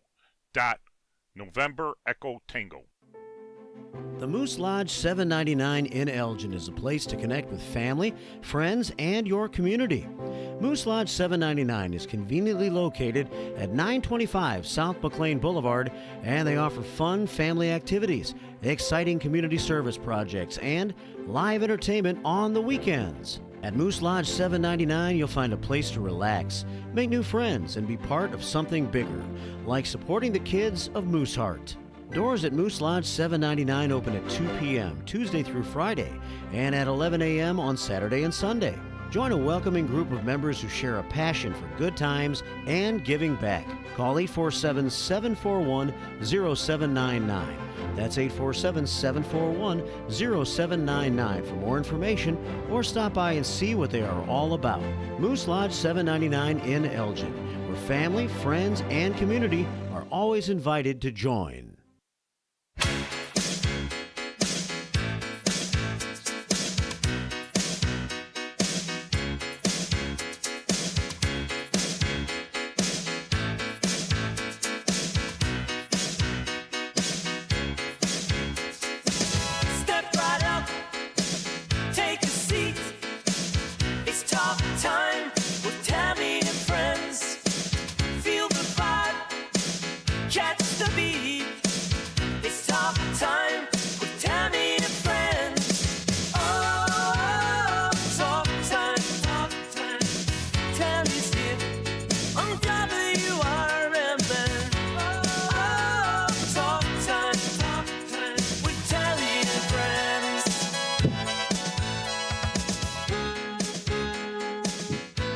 Groovy little yacht song. Welcome back, everybody. We're jamming.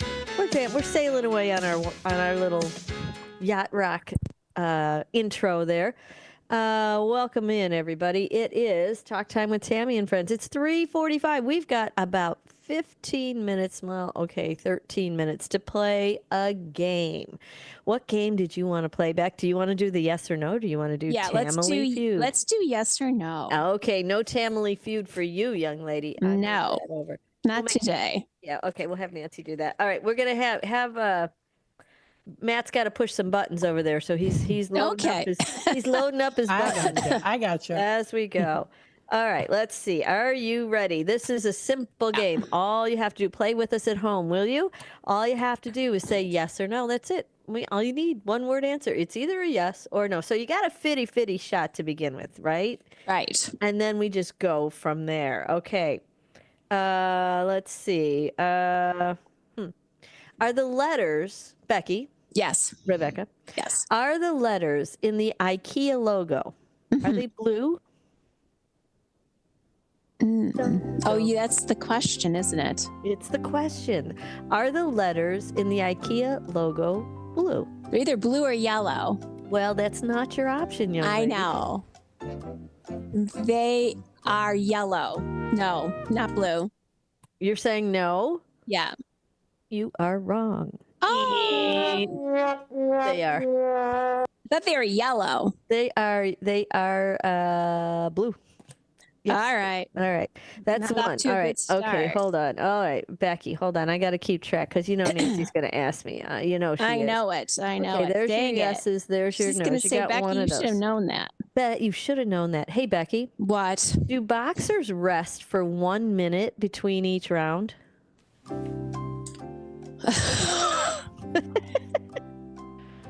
Do boxers rest? I'm not a boxer fan. I know. I know nothing about the sport.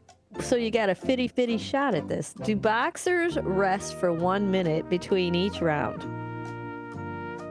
No.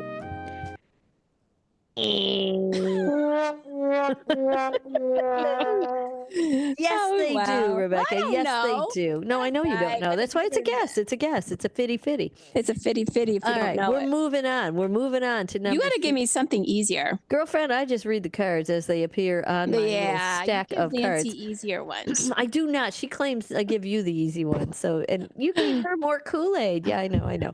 Okay, are you ready? Yeah. Are two atoms, Rebecca, are two oh, no. atoms bound together called a molecule?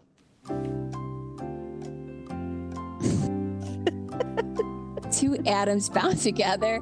I thought it was two molecules are bound together. I'm going to say no. I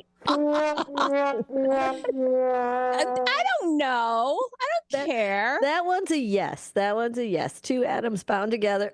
They've all been yes. Damn it. They really have. All right, Rebecca. All right, we're gonna go for number 4. Are you ready? Yeah, you better give me an easy one. I'm not. I got no nothing on that. Rebecca, do What? solar eclipses occur every year? No.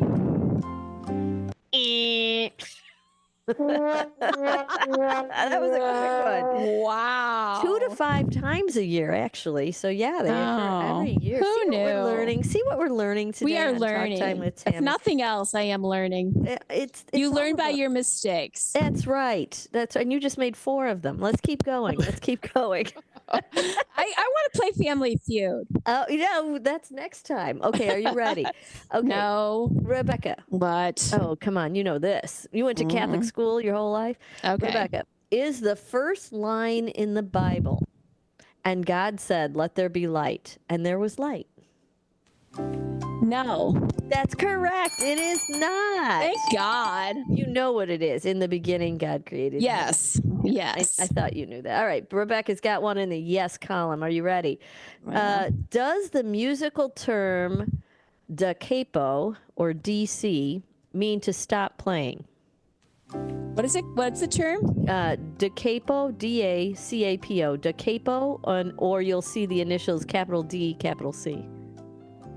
Does that mean to stop stop playing? the music? To stop playing.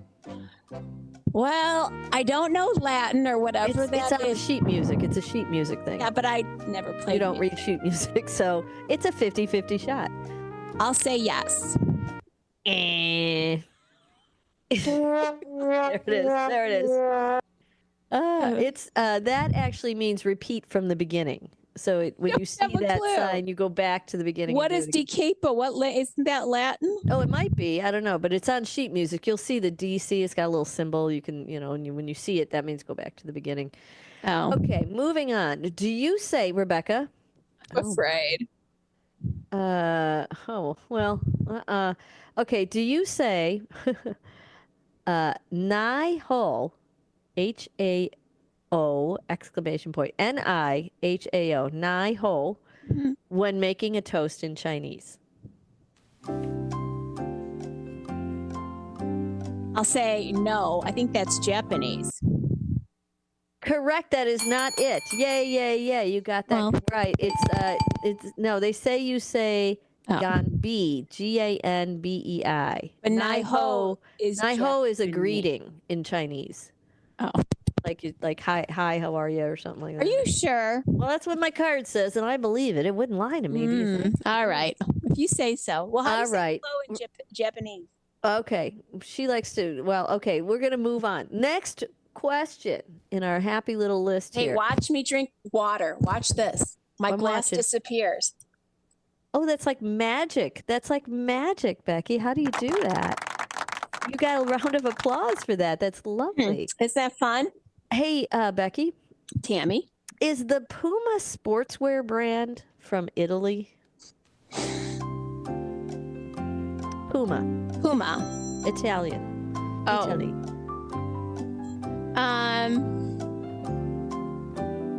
No. Correct. Boom, boom, boom. She got another one right. Do you know where it is from? Germany? That's right. Good guess. Good guess, Rebecca. Yay. You should get extra credit for that one. Okay, Becky. Oh, yep. Are you ready? Yes. I'm sorry. Does low odds, when something has low odds, does low odds mean something is likely to happen, and high odds that it is unlikely to happen? Low odds means it's likely to happen. So I need a yes or no. Hopefully, I got to get something to someone really quick. Does low odds mean something is likely to happen, and high odds that it is unlikely to happen? That is a yes or a no. What you got there? I'm sorry. I had to text my daughter. What did you say again? It was important. Does low odds mean something is likely to happen, and high odds mean that it is unlikely to happen? Yes. That is correct. Ding, ding, ding. Now you're tied with your yeses and your nos, okay? This is a tiebreaker. Okay. Hey, Becky. Yeah. Are taxes in Germany required to be... Oh, I'm sorry. Are taxis, not taxes, taxis. Are taxis in Germany required to be Mercedes-Benz? Why not Volkswagen? So I'll say... Ooh, there's maybe people have weird laws. I'll say no. They are not. Ding, ding, ding. That is your tiebreaker. You got that correct. They typically are Mercedes-Benz, but there are also other brands available. Yeah. How about that? Yes. Okay, Rebecca. Are red and green the colors most commonly confused by people with color blindness? Red and green. Are those the colors most likely commonly confused by people with color blindness? Well, my dad was colorblind and my brother was, and it was blue and black. So I will say no. No? They weren't really colorblind. It is a yes. That's a yes. Those are the most confused. You could have phoned a friend, I guess. No, not really. Okay. It is red and green. Colors are most commonly confused. Okay. Wait, who was colorblind? Your dad? My dad, but maybe they weren't really. Maybe he wasn't. Maybe he was just lying about it. Maybe he was just lying. Well, but he couldn't get into he wanted to be in the Marines during World War II. He couldn't get in because he was colorblind. So he had to go into the Army. Is that right? But they took him in the Army, but they wouldn't take him in the Marines. I see. That's very, very interesting. Well, let's see. Now, we'll have to keep an eye on those grandkids and see if they can know their colors, young lady. They do. Okay. They know their good. So far, so good. All right. Is bossa nova a Brazilian genre of music? What's it called? Bossa nova. Bossa nova. B-O-S-S-A. Which country? A Brazilian genre of music. I'll say yes. You say yes. You are correct. Ding, ding, ding. Very good. Now Fitty, you got fitty going on. Now you got it more than Now you've got more more yeses than nos on here. Okay, Rebecca, we got a couple more left. Is a bibliophile Yes. a term for a person who collects Bibles? No. That is correct. That one I was an know. easy one. That was an easy one. This is a person who collects or loves books. Books, yes. Hey, Becky. Yes? Another yes. I got to give you a yes on the chart here. Yeah, Is don't you cheat me. I wouldn't dare. I wouldn't dare. Rebecca, is the number 1 in the bottom left corner of a calculator? Say that one more time. Is the number 1 in the bottom left corner of a calculator? What kind of calculator? It doesn't matter. I don't know. A calculator. Is the number 1 in the bottom? Well, I'm going to say in the bottom? Bottom left corner. Yes. It is correct. Ding, ding, ding. You had to think about that one, didn't you? I did. Hey, Becky. Yes, Tammy. Can you eat sodium chloride? What would happen if you... I say yes. Yes, you can. Ding, ding, ding. It's table salt. That's what I... Yes. Okay. Rebecca. Yes. Does Transylvania really exist? Yes. How did you know that? Yes, it is. It's a region in central Romania. I read a book. You did? Well, there it goes. There you go. Okay. All right. Okay. Are you ready? Yeah. Here comes one. I'm starting a new card. Oh, there's a... let's see. Well, these are all awful. Does Winnie the Pooh wear a hat? No. He does not wear a hat. Very good. Now I woke up. Becky, did the Titanic sink in the winter? No. You're right. It did not. It sunk in the spring, April 14th, 1912, as a matter of fact. All right. Well, Becky, you kicked butt on that one. You got 10 right on that one. So I'm going to tell Nancy she's got some making up to do, man. Don't tell her how many I got wrong. No, I won't. That'll be our little secret. Nobody will tell. All right. Well, we thank everybody for tuning in. I hope you learned a little something playing with us today. Bear with that weather, man. It's going to get better. You got another week to go. We appreciate you tuning in and make good decisions. We'll be back tomorrow. Bye-bye. You say you'd never give in to a meltdown. Never let kids' toys take over the house. And never fill your feed with kid photos. You'd never plan your life around their schedule. Never lick your thumb to clean their face. And you'd never let them leave the house looking like less than their best. You say you'd never put a pacifier in your mouth to clean it. Never let them stay up too late. And never let them run wild through the grocery store. Peanuts on aisle 6 and aisle 3. So when you say you'd never let them get into a car without you there, no, it can happen. 1 in 4 hot car deaths happen when a kid gets into an unlocked car and can't get out. Never happens. Before you leave the car, always stop, look, lock. Brought to you by NHTSA and the Ad Council. Your hometown radio station since 1949. We are WRMN AM 1410, Elgin time, 4 o'clock. This is WRMN News.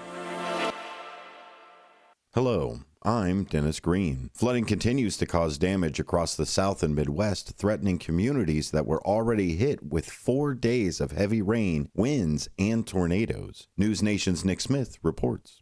Over the weekend, we even heard Kentucky Governor Andy Beshear asking people in the region, stay safe. If you see that high water, don't go near it. This system will move into parts of northern Florida and Georgia and South Carolina later today. At least 18 people have died since the storm started Wednesday. Many parts of Kentucky and Tennessee are dealing with severe flooding, and some towns are under mandatory evacuation orders. That storm system has spent much of the weekend stalled over parts of the Midwest and Mid-South. In Memphis, they've reached more than 14 inches of rain. Forecasters attribute the violent weather to warm temperatures, an unstable atmosphere, strong winds, and abundant moisture streaming from the Gulf. Stocks are in deep red on Wall Street. China says it will respond to President Trump's tariffs with a 34% tariff of its own on all American products. President Trump is downplaying the Wall Street sell-off and defending the tariffs as necessary. It's unsustainable for us to allow China to have surpluses of $1 trillion. We will be taking in over $1 trillion over the next short period of time with the tariffs that I've already instituted. They're already in place. Now, what's going to happen with the market, I can't tell you, but I can tell you our country has gotten a lot stronger. I don't want anything to go down. More tariffs are set to go into effect on Wednesday. For WRMN News, I'm Dennis Green. Welcome back to the office, Marky B. WRMN News, produced in Studio 14 by the River Media Network.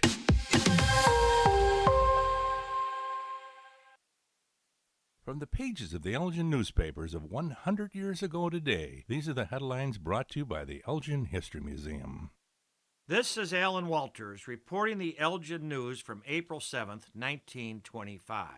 Autoist held after injury of motorcyclist. Otto Stemler, South Elgin motorcyclist, is in the Maywood Hospital suffering severe injuries, the result of being struck by a vampire auto driver on the Lake Street Road near Addison yesterday. The vampire driver, Hamp Owen, is under arrest at Elmhurst, following a 2-mile chase by Earl Coleman, Elgin auto salesman. Owen, who gave his residence as Winchester, Tennessee, in attempting to pass Coleman, driving east, drove his car alongside Coleman's, depriving Stemler, the motorcyclist, riding west, of any part of the road. Owen's car struck Stemler, throwing him to the pavement. The Tennessee motorist refused to stop and raced away after careening against Coleman's brand new automobile and damaging it. Coleman kept up the chase and finally brought Owen to a halt. In other news, Elgin Mayor Earl R. Kelly is living the life of a fireman. Banished from his home by reason of a scarlet fever quarantine, the city executive has taken a bed in the fire station number 1. Mayor Kelly, the firefighter state, is on the job almost as quickly as they are when it comes to answering an alarm in the middle of the night.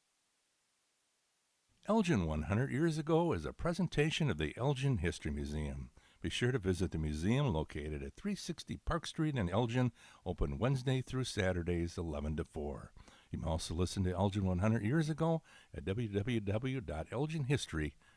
This is Sarah Silver with your Fox Valley forecast. This afternoon, scattered snow showers with mostly cloudy skies and a high near 43.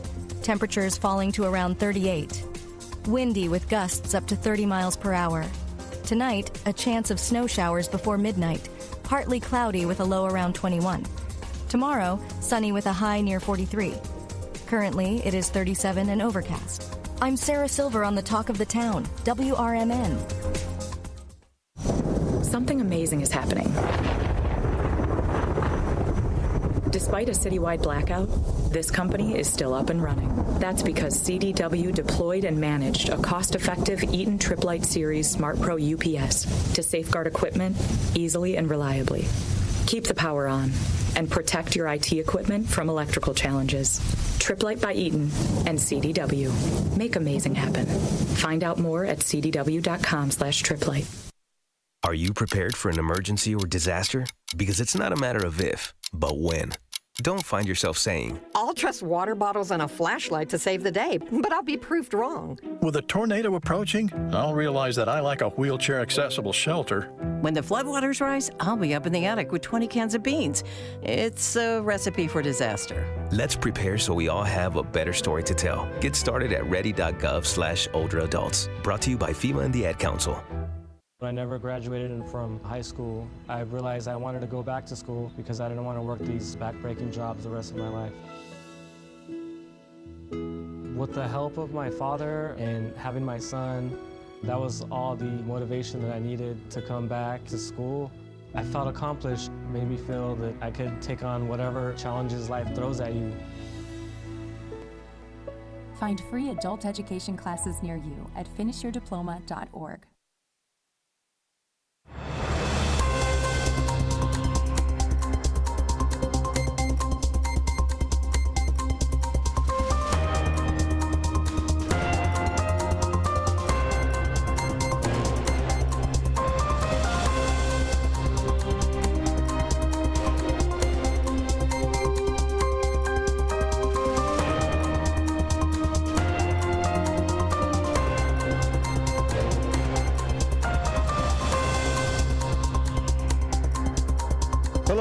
Americans, and good day to our friends around the world. This is a political talk show here on WRMN. That's WRMN 1410 AM and WRMN1410.com. Thank you very much for being here with me. Like I say quite often, if a tree falls in the woods and no one is around to hear it, does it make a sound? As years of training as a sonar technician, I will tell you no.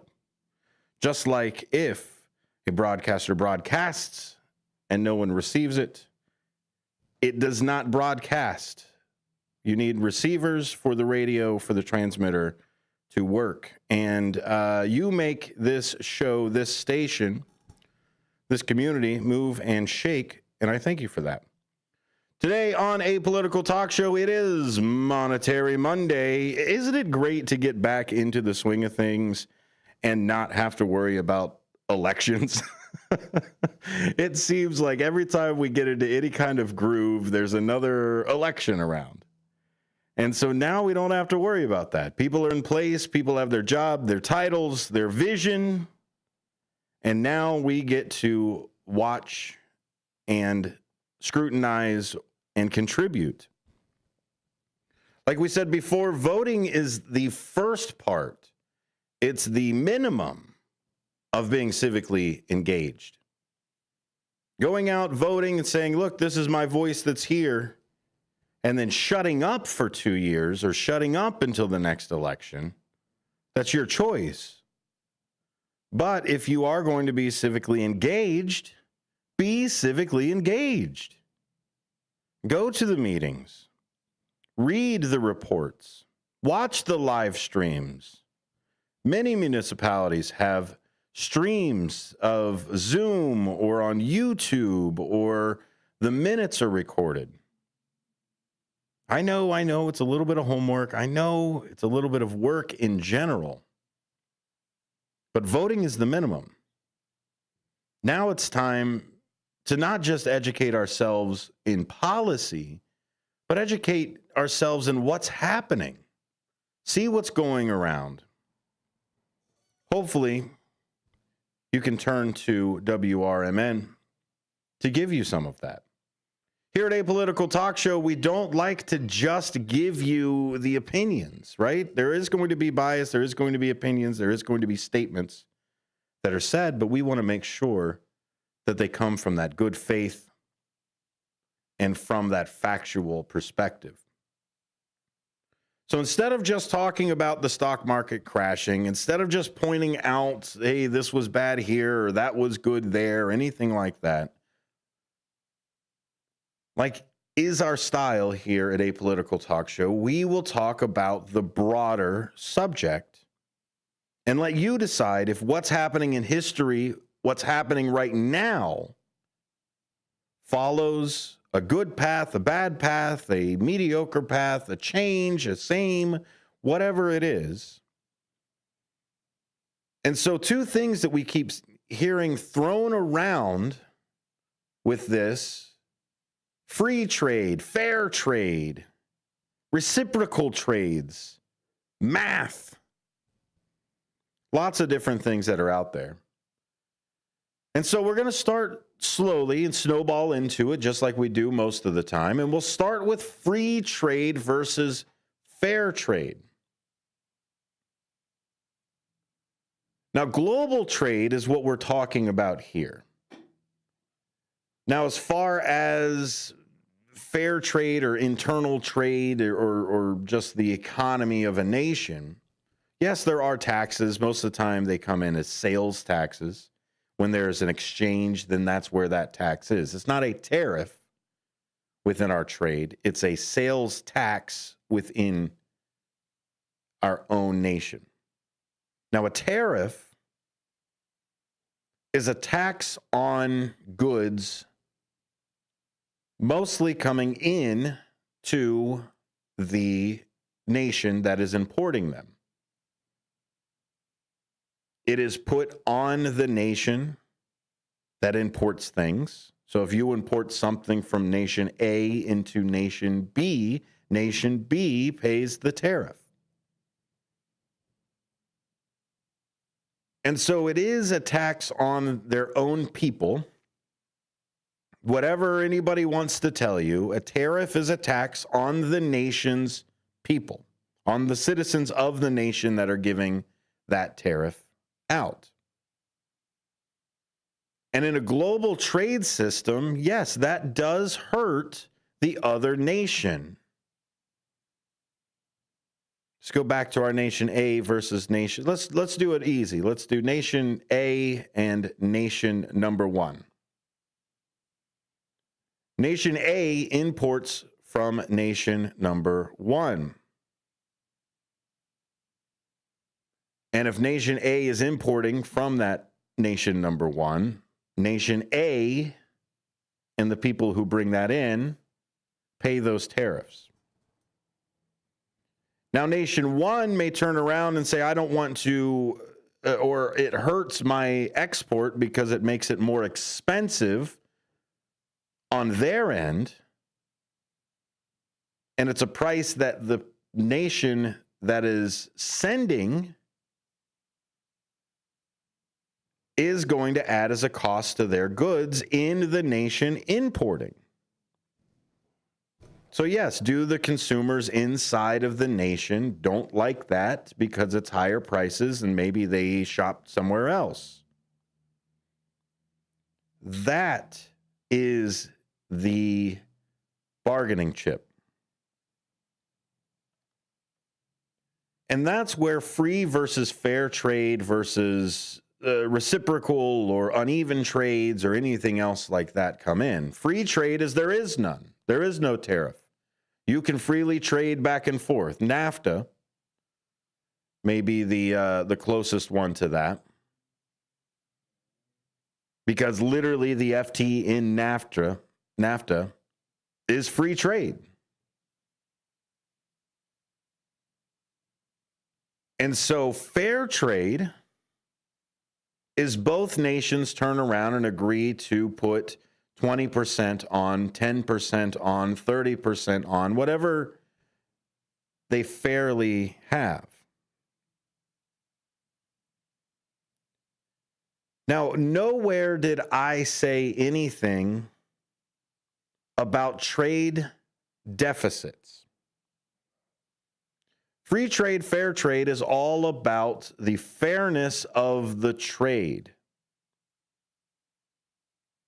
And I respect the guy, but I don't necessarily hold all of his beliefs in how a nation should be run. But Rand Paul and the libertarians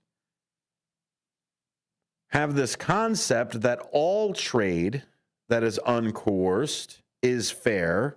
Otherwise, the person wouldn't do it. Right?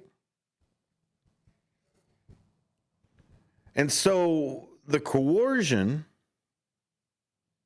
that Rand Paul talks about, and if you get a chance, my goodness, it is a fantastic speech on freedom and fair trade and everything else. I watched it just over the weekend. It's about 20 minutes, and Rand Paul does a fantastic job. Same thing that we do here, going all the way back to the Magna Carta, going all the way back to the 19th, 20th centuries of all of these tariffs, of the corn laws and the chicken wars and all of the other things included in the wealth of nations, included in the post-war trade agreements.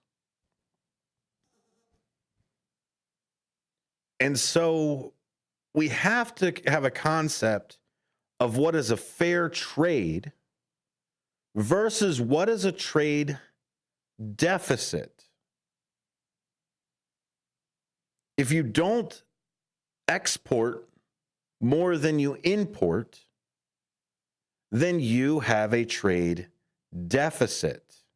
Not necessarily an unfair trade, not necessarily a free trade,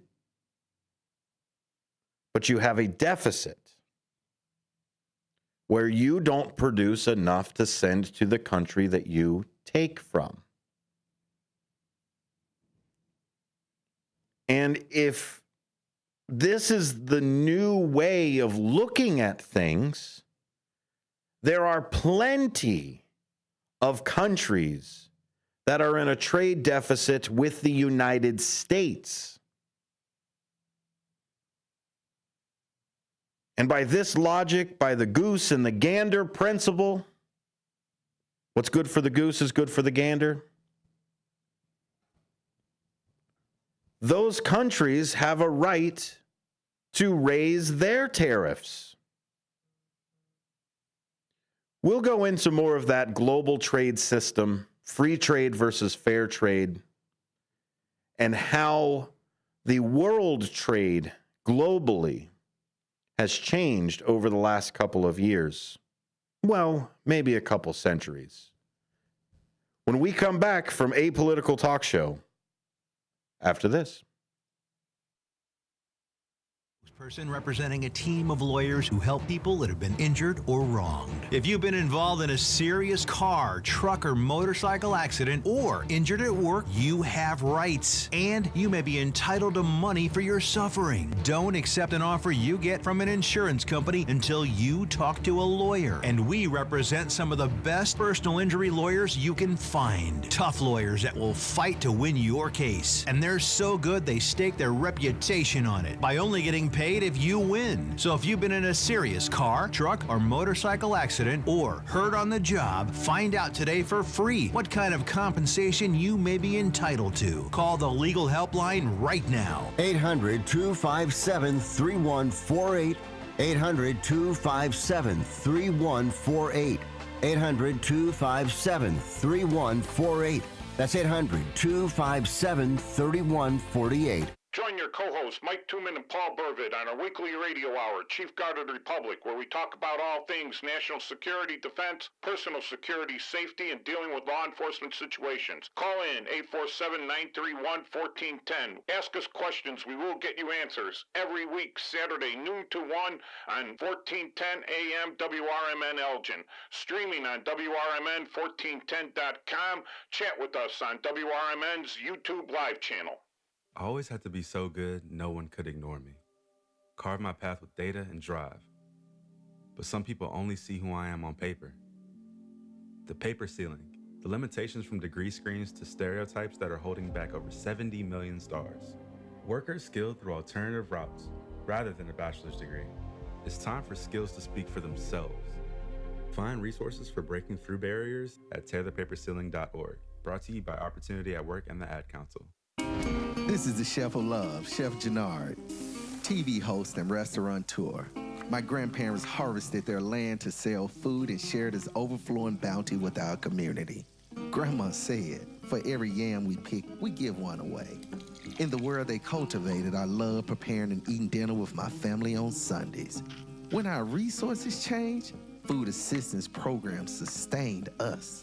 They gave me fuel to start my first culinary business at 16 years old, and inspiration to donate the extra food in my community. Through my life, I've developed an appetite to work with others to ensure everyone has access to the nutritious food we need to thrive. Together, we can help end hunger.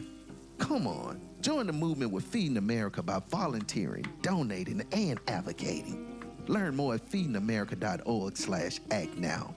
Brought to you by Feeding America and the Ad Council.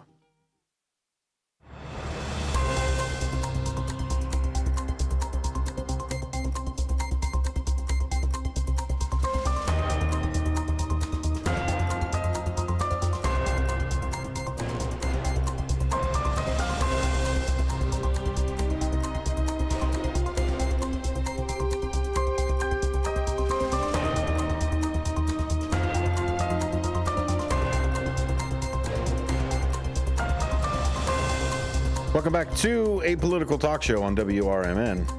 WRMN1410.com. WRMN Radio on YouTube. Thanks for watching over there. We've got a couple people already jumping into the chat. Dutchman, Carlos,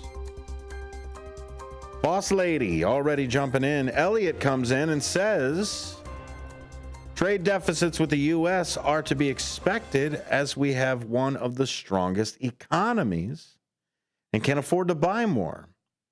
Whereas other countries have weaker economies like India or lesser populations like Canada. Absolutely. Also, they want to turn around and say, okay, well, let's be more independent. Number one beverage in the United States is pretty much coffee. You ever tried to get American-grown coffee? Look it up. Don't happen. So just by default, coffee is always going to be higher as long as these deficits stay. And I think this is the issue, really what's plaguing the stock market, before we get back into what we're doing here, is the uncertainty. And you can tell that just by today's performance. When there was a rumor going around that these tariffs were going to be put on a 90-day pause, the stock market immediately went into the green. It's a big old spike earlier this morning. But then when the truth came out, it plummeted again. It was in the green. It was in the green just off of a rumor of it not happening immediately.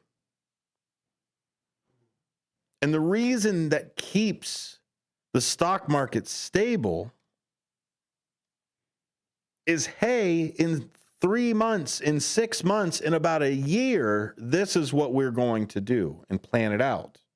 So that you as a business owner, or you as a person that is looking to raise stock so that you can invest it into your company, right? Which is how the stock market is supposed to be operated, not just because a giant gambling fund. It's supposed to be, hey, I need money to hire more workers, or I need investments for a thing, or I need to move this. Not just to be a fun little gambling thing or a retirement plan. It's originally created to help small businesses find investors to share those stocks that are out there. Hundreds of thousands of years, people didn't have a stock market. And now we can't do anything about it. Without it being the high score of the economy, when I think 94% of it is owned by the top 1%. Yeah, we share that. We share that extra 6% among us. All of our 401ks, all of our everything like that. And so when we have uncertainty, when we have somebody saying that it will be permanent and it will be temporary and it will be forever and it will be short, no one knows how to prepare. And Fox News, my goodness, I found a clip on Fox News and they are just beating up on the president. This has been an awful week for jobless Americans, the economy, the stock market, and yet the president ended it by playing golf. As the American economy burns, I am happy to report the president successfully completed his 116th round of golf. The market's bad. Should our president really be on the golf course? 97 rounds of golf. The economy's falling apart. The economy could enter into another recession. Now, the White House took great care yesterday to make sure the president was barely seen as he headed out on a big golf outing. Most Americans seem struggling with the economy right now, loss of jobs, and they see a guy out on the golf course all the time. Our economy is a train off the rails, and this president is busy golfing. This is the Doral. This is the clubhouse. It's just beautiful. Trump does things first class, and I think that's why the golf world loves him, because I can't believe they would be so mean to our president like that. Oh, wait, sorry. Nope, this is a clip from when Obama was president.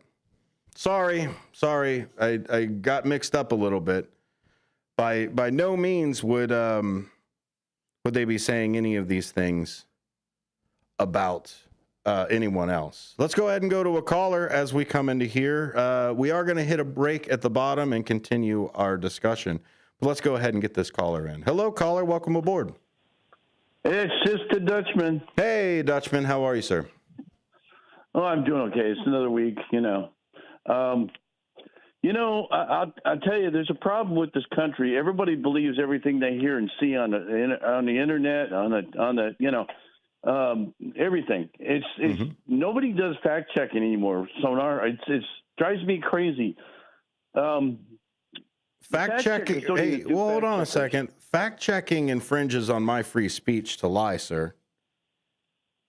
I have the right. I have a right to lie to you. Fact checking I have a constitutional right to lie to you, and I will exercise it every day. Yeah, you would bring that up. Go ahead, sir. Go ahead. No. I mean, you always seem to get the better end of me there. No. Go ahead with your side. I just wanted to flex my First Amendment real quick. No, but you're right. Everybody has the right to do whatever they want. We live in a free country. But it sucks sometimes, doesn't it?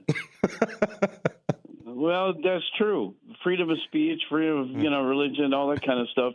It gets in the way now because we're the freest country in the world. The freedoms we have also possess the problems, which we always talk about. The problem that today's generation seems to have is they want to believe Hollywood more than they want to believe the truth. It's fairy tale, make-believe movie type stuff. And the stuff that I've been seeing out there is just insane. I don't mind people protesting because it's your right. Would I protest? Probably not unless it got real serious. But here's the problem. When you protest, as long as you do it civilly, you're okay.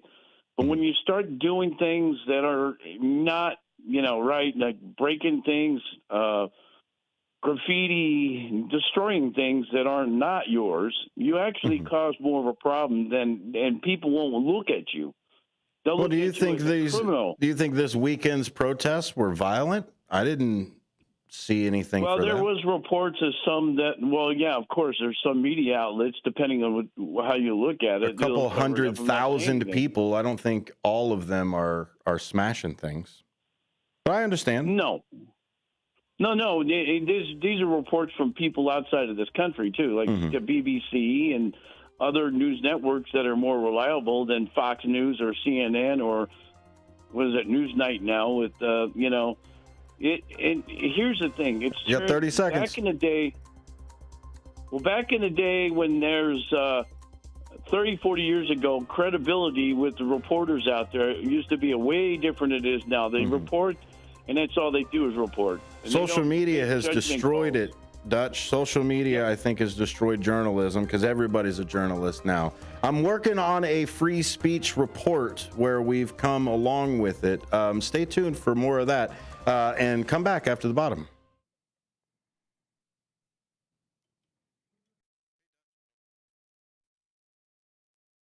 Brought to you by Sky Rizzi. The Elgin Master Choral alongside Bella Voce Sinfonia is set to perform J.S. Bach's St. John Passion at Elgin Community College's Blizzard Theater on April 13th. For the first time, super titles with English translations will accompany the original German libretto, and music director Andrew Lewis will host a Beyond the Bar Lines talk, providing deeper insights into the afternoon's music. Kane County bolstering its transportation safety with a series of railroad crossing updates funded by the Commerce Commission's Grade Crossing Protection Fund. Noteworthy projects in 2025 include Lawrence Avenue receiving a new crossing gate and Huntley's Kreutzer Road adding a pedestrian crossing. Kane County Health Department has initiated Connect with Kane, Learn, Grow, Thrive, a campaign focused on mental health awareness and resources. Over the next year, it will address youth mental health, suicide prevention, and substance use treatment. With your 1410 WRMN Newsflash, I'm Sean Kernan. Working as a dedicated Fidelity advisor, I always ask, what's important to you? I'll look at those priorities and goals alongside your full financial picture to build a comprehensive plan designed to help grow and protect your wealth. With proactive portfolio insights and an eye on taxes, I'm here to help you make the most of your money. I'm Laura Maxwell, and I'm a dedicated Fidelity advisor. Learn more at fidelity.com/wealth. Investment minimums apply. Fidelity Brokerage Services, LLC, member NYSE, SIPC. Here's comedian Howie Mandel for hands-free Cozy Fit Skechers slip-ins. Yeah, I'm holding a new Cozy Fit Skechers slip-in sneaker, and first of all, I barely know I'm holding it. It's that light. You see, Cozy Fit is a cool new sneaker where the upper is made of a soft quilted material. It's kind of like a little puffer jacket for your feet, except it looks like a super stylish sneaker. Introducing new Cozy Fit Skechers slip-ins, the latest comfort creation from Skechers. You can find Cozy Fit Skechers slip-ins at a Skechers store, Skechers.com, or wherever stylish footwear is sold. Are you dreaming of a getaway? Want to leave the stress of daily life behind? Whether it's a relaxing cruise or an adventurous land escape, planning the perfect vacation doesn't have to be a hassle.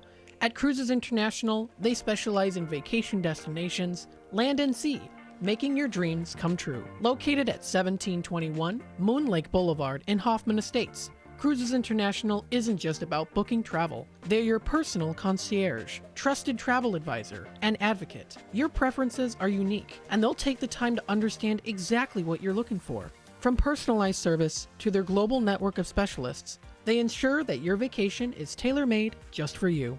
It's time to plan the vacation of a lifetime. Call 800-255-7447. That's 800-255-7447 today and speak to a cruise and vacation expert. Cruises International. It's time to set sail to your dream destination. This is Sarah Silver with your Fox Valley forecast. This afternoon, scattered snow showers with mostly cloudy skies and a high near 43. Temperatures falling to around 38. Windy conditions with gusts up to 30 miles per hour. Tonight, a chance of snow showers before midnight, partly cloudy with a low around 20. Tomorrow, sunny with a high near 43. Currently, it is 37 and overcast. I'm Sarah Silver on the Talk of the Town, WRMN. Working as a dedicated Fidelity advisor, I always ask, what's important to you? I'll look at those priorities and goals alongside your full financial picture to build a comprehensive plan designed to help grow and protect your wealth. With proactive portfolio insights and an eye on taxes, I'm here to help you make the most of your money. I'm Laura Maxwell, and I'm a dedicated Fidelity advisor. Learn more at fidelity.com/wealth. Investment minimums apply. Fidelity Brokerage Services, LLC, member NYSE, SIPC.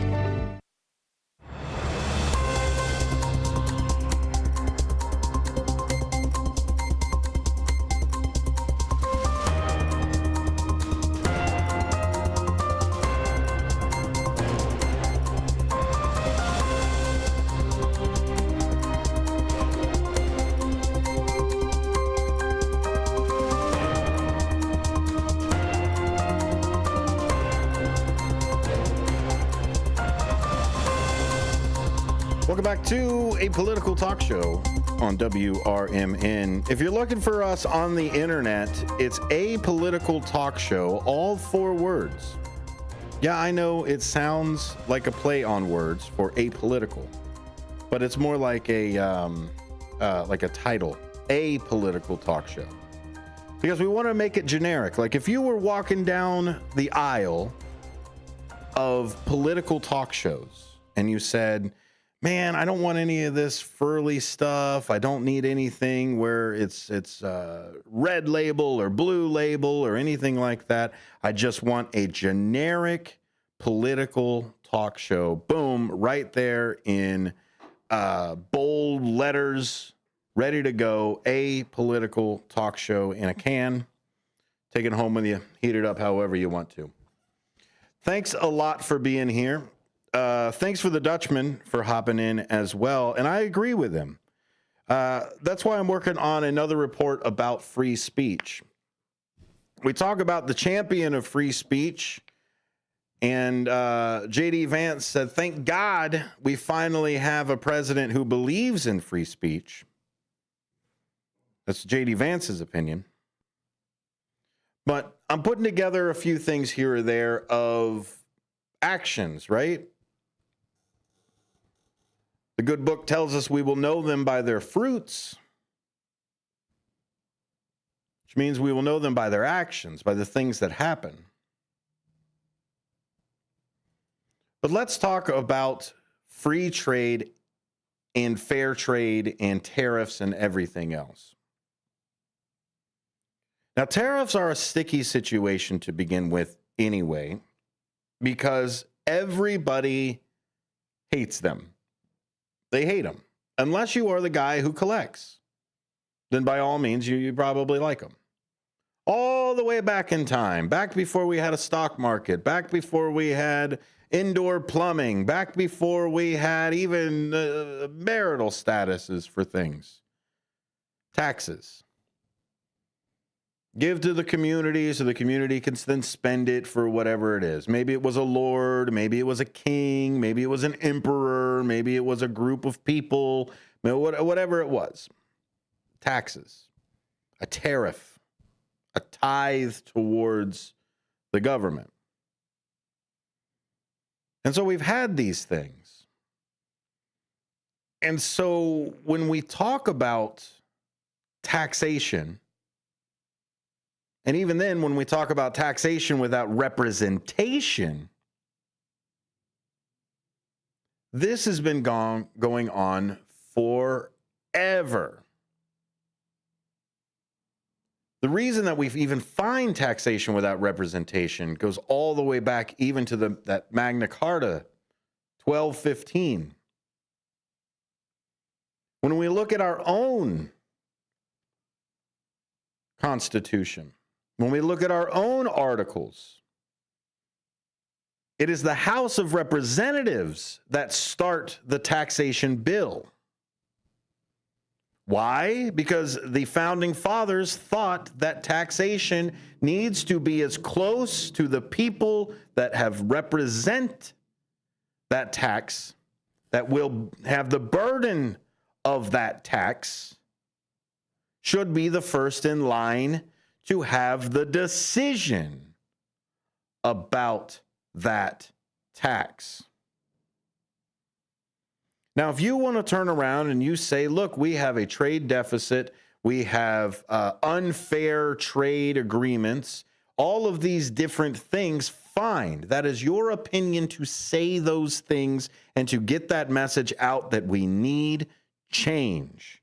It is even you as the commander-in-chief, as the executive branch, to even turn around and maybe put pressure on the legislative branch about it. See what the American people want. The American people want these tariffs, want these things. You could even turn around and have your party have both pieces of the Congress and the executive, and then pass your tariffs. But again and again and again, we continue to have national emergencies. National emergencies to bomb this country. National emergencies to deport these people. National emergencies to sign the Patriot Act. National emergencies to put tariffs on things. We constantly give the executive branch another power. And so when we talk about tariffs and we talk about how international trade and just taxation, don't let anyone tell you a tariff is not a tax. What is it then? Because it sounds like a tax to me. And by definition, Webster, he agrees. And so taxation in the Constitution comes from Congress.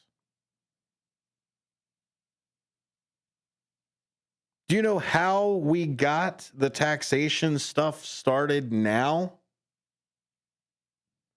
And again, I implore you to go and watch Rand Paul break it down.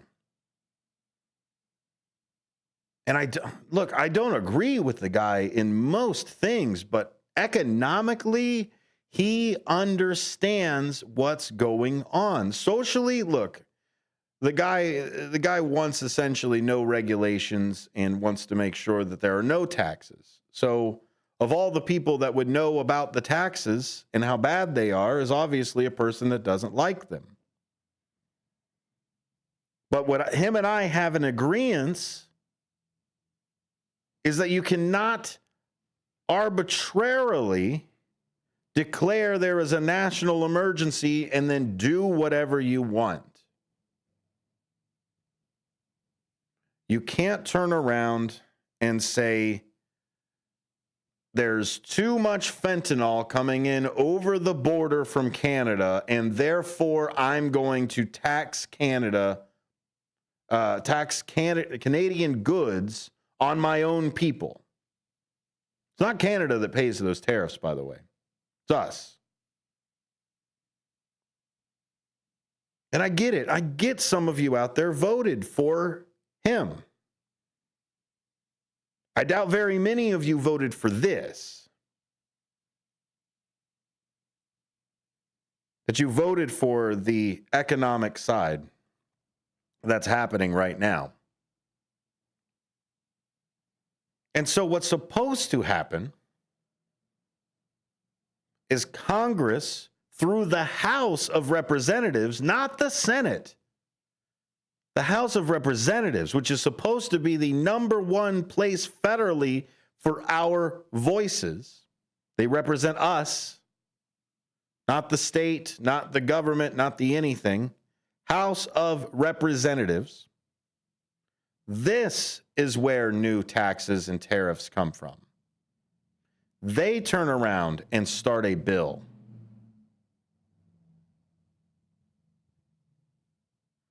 But no, Canada sends any amount of fentanyl, which is a fraction of the fentanyl that we put into Canada, by the way.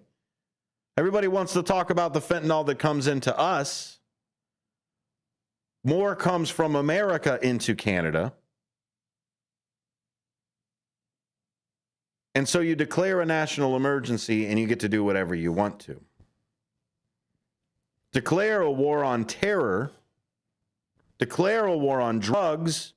Declare a war on rainbows. Declare a war on unicorns. Declare a war on any intangible thing that we can't possibly end a war on. Then we get to turn around and have an unending national emergency. And so I agree with Rand Paul. You're not going to hear that a lot from me. But I agree with him that we have snowballed the responsibilities for the rest of our government. Hello, government. When are you going to pass a budget? For the majority of my life, Congress has not passed a budget. And so what we do in a non-functioning government to get anything done is we send it to somebody who does the thing, right? The executive branch is supposed to do the orders of the Congress. And so instead of Congress making a decision, instead of Congress coming together, instead of Congress originating these tariffs or these taxes, they gave the power away. Well, we're too busy fighting each other before we're able to do something.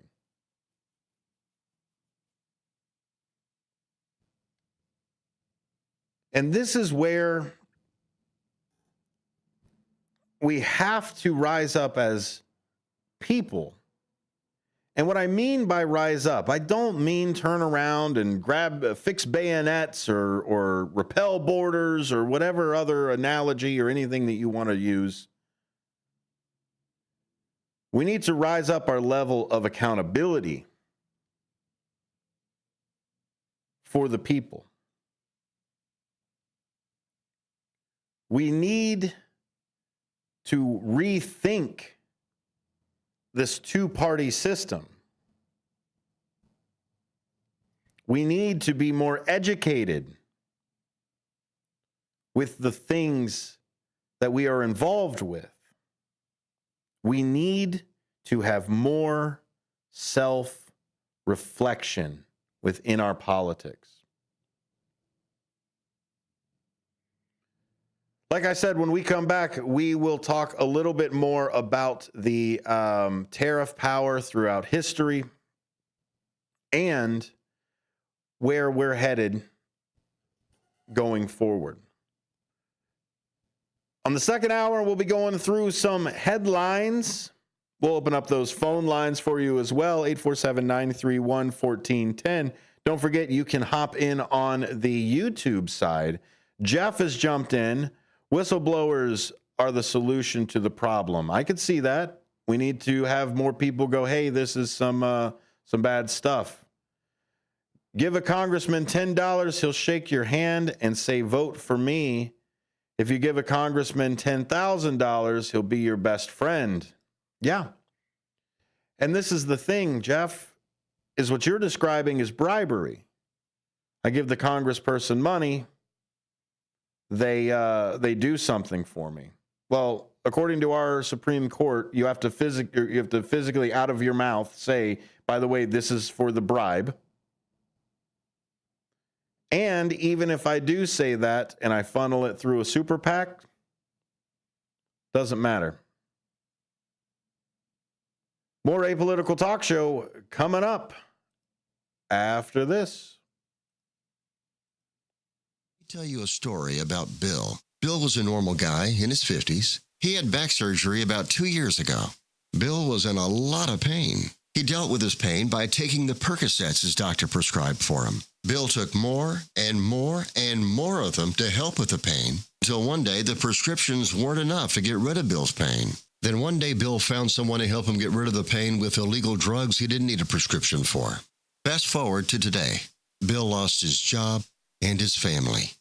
The only thing he does have is his drug dealer.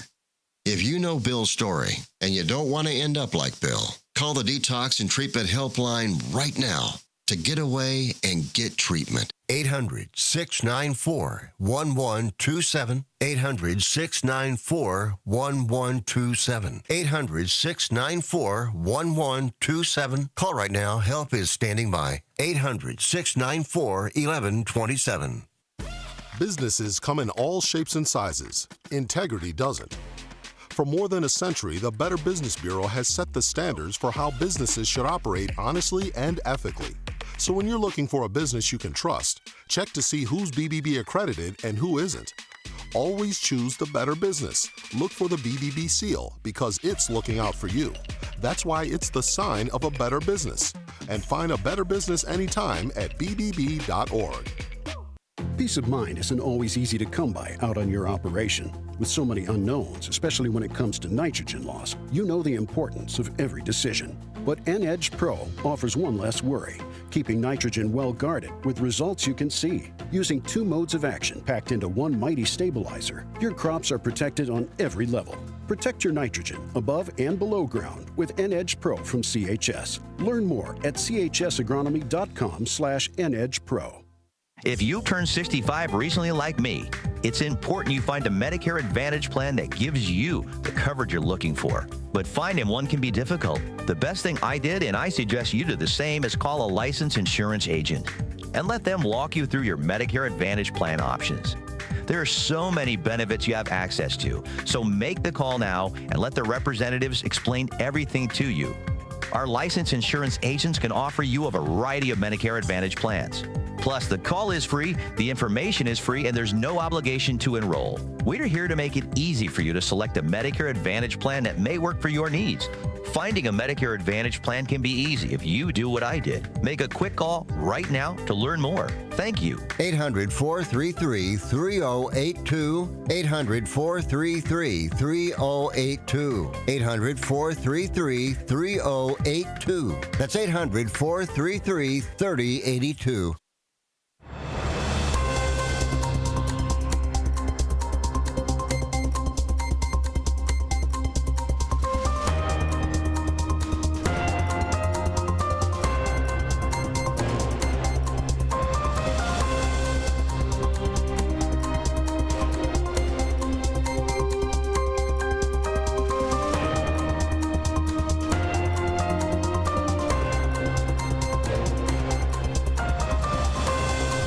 Welcome back to Apolitical Talk Show on WRMN.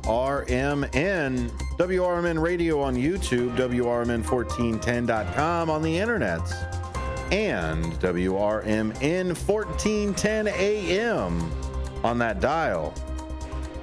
Why don't you go ahead and exercise that original like button? Yeah, it's number 1. It's right there on your dashboard. You just hold it down. Boop. 3 to 5 seconds. You'll go and hit that original like button. It's number 1 on my dial. I may be a little biased on it. I'll at least let you know if I'm biased on things, if it's not obvious.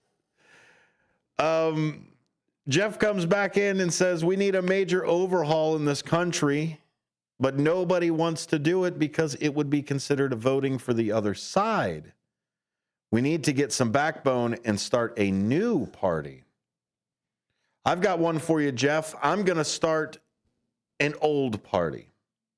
A party so old that we won't even have to worry about the young whippersnappers of the Democratic and Republican parties. I am working on the new and improved NEO, if you will, Democratic Republican Party. Jeffersonian principles, local politics and power, and shrinking the American federal government to just be the admin and military that they're supposed to be. So if you are looking for a party, don't jump into mine. I say research the Democratic Republican Party. It was before the split. It was before the Federalists came over as well. That's what they were after, was the Federalist and the Democratic Republican Party. The Federalists went away, and the Democratic Republican Party split. Take a look at it. Cabinet member Thomas Jefferson of the original cabinet, George Washington, et cetera, et cetera. So take a look at that. I think the division has exactly done that. Be divisive. And so if we want Republicans and we want Democrats to come together, well, why don't we just bring the party back together?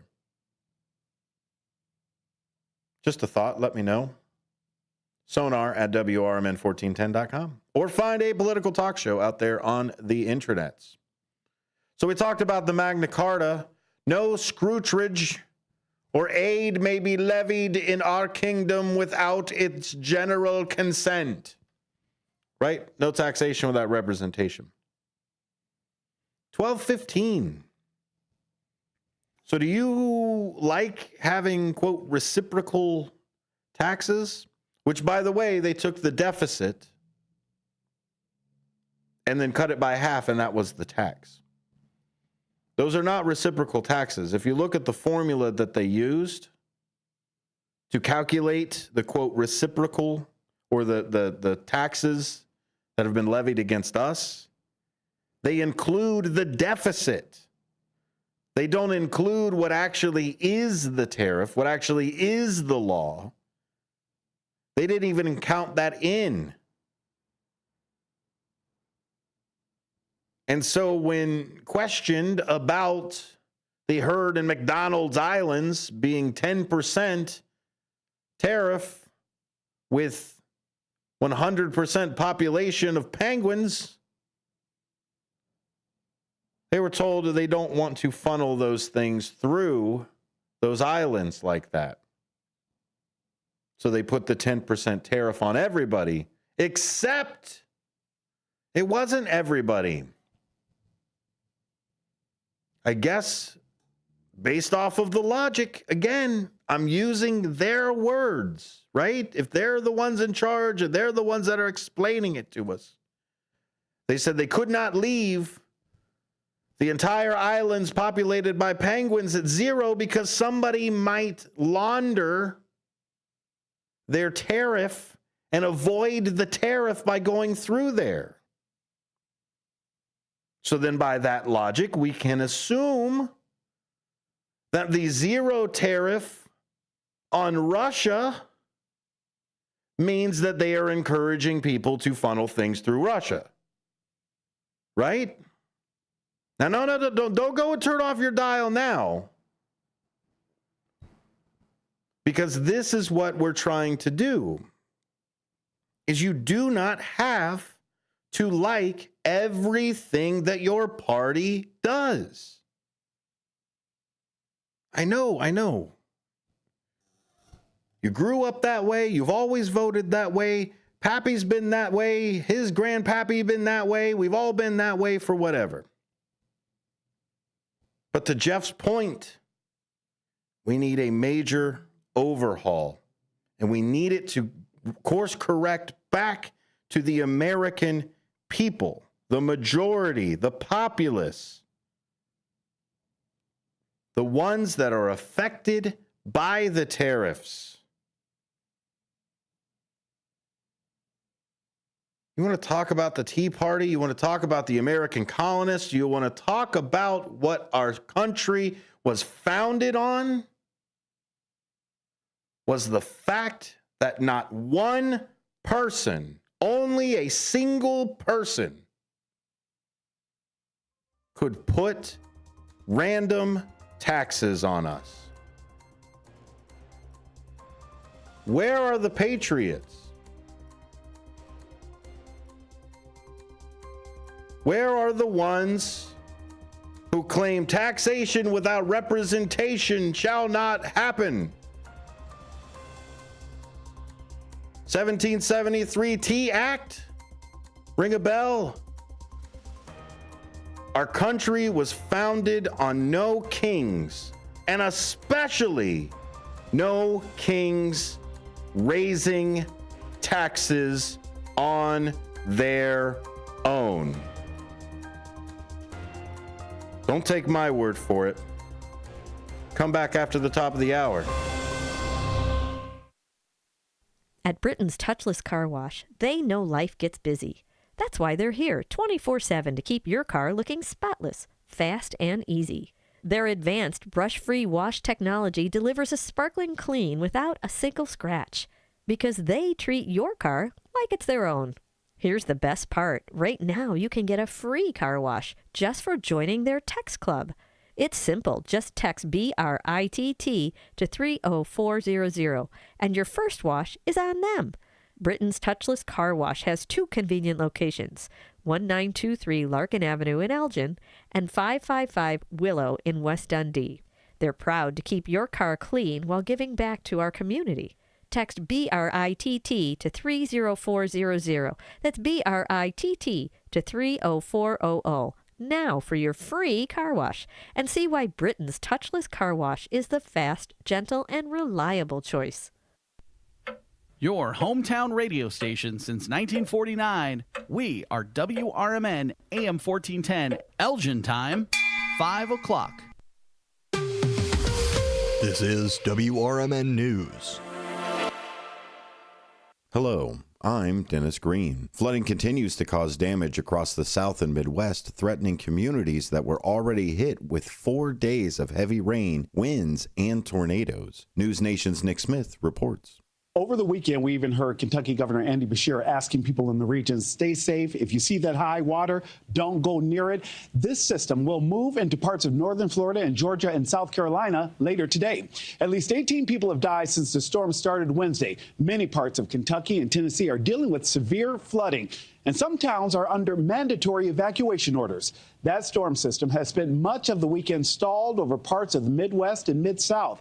In Memphis, they've reached more than 14 inches of rain. Forecasters attribute the violent weather to warm temperatures, an unstable atmosphere, strong winds, and abundant moisture streaming from the Gulf. Stocks are in deep red on Wall Street. China says it will respond to President Trump's tariffs with a 34% tariff of its own on all American products. President Trump is downplaying the Wall Street sell-off and defending the tariffs as necessary. It's unsustainable for us to allow China to have surpluses of $1 trillion. We will be taking in over $1 trillion over the next short period of time with the tariffs that I've already instituted. They're already already in place. Now, what's going to happen with the market, I can't tell you, but I can tell you our country has gotten a lot stronger. I don't want anything to go down. More tariffs are set to go into effect on Wednesday. For WRMN News, I'm Dennis Green. Welcome back to the office, Marky B. WRMN News, produced in Studio 14 by the River Media Network.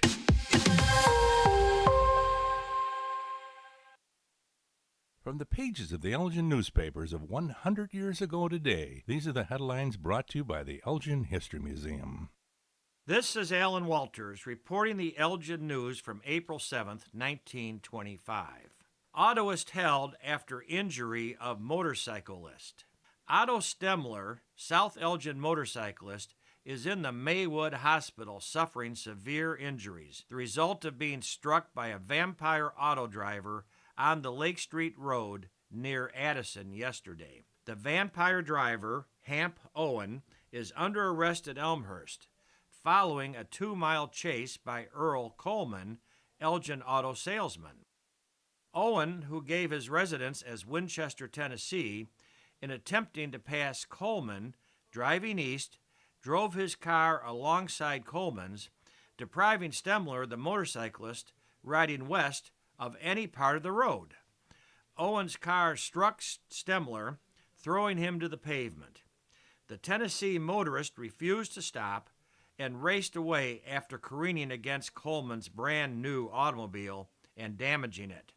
Coleman kept up the chase and finally brought Owen to a halt. In other news, Elgin Mayor Earl R. Kelly is living the life of a fireman. Banished from his home by reason of a scarlet fever quarantine, the city executive has taken a bed in the fire station number 1. Mayor Kelly, the firefighter state, is on the job almost as quickly as they are when it comes to answering an alarm in the middle of the night. Elgin 100 Years Ago is a presentation of the Elgin History Museum. Be sure to visit the museum located at 360 Park Street in Elgin, open Wednesday through Saturdays 11 to 4. You can also listen to Elgin 100 Years Ago at www.elginhistory.com. This is Sarah Silver with your Fox Valley forecast. This afternoon, scattered snow showers with mostly cloudy skies and a high near 43. Temperatures falling to around 38. Windy conditions with gusts up to 30 miles per hour. Tonight, a chance of snow showers before midnight, partly cloudy with a low around 20. Tomorrow, sunny with a high near 43. Currently, it is 37 and overcast.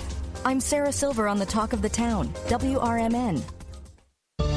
Working as a dedicated Fidelity advisor, I always ask, what's important to you? I'll look at those priorities and goals alongside your full financial picture to build a comprehensive plan designed to help grow and protect your wealth. With proactive portfolio insights and an eye on taxes, I'm here to help you make the most of your money. I'm Laura Maxwell, and I'm a dedicated Fidelity advisor. Learn more at fidelity.com/wealth. Investment minimums apply. Fidelity Brokerage Services, LLC, member NYSE, SIPC. Protecting your fields from tough weeds is dirty work. But what if your herbicides had extra muscle to do the heavy lifting with pre-emergence adjuvants from CHS?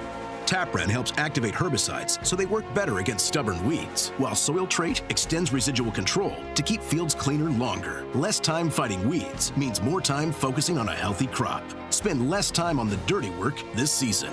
Ask your local retailer about Tapran and Soil Trait from CHS or visit chsagronomy.com. Shop smarter and greener with Remix Market. We specialize in high-quality, gently used furniture, home decor, and unique treasures. Perfect for giving your space a fresh look without hurting your wallet or the planet. As part of the Junk Luggers family, we're on a mission to keep items out of landfills by rehoming them to loving homes like yours. Whether you're decorating, downsizing, or hunting for that perfect one-of-a-kind piece, Remix Market is your sustainable shopping destination. Visit us online at remixmarket.com and start shopping sustainably today.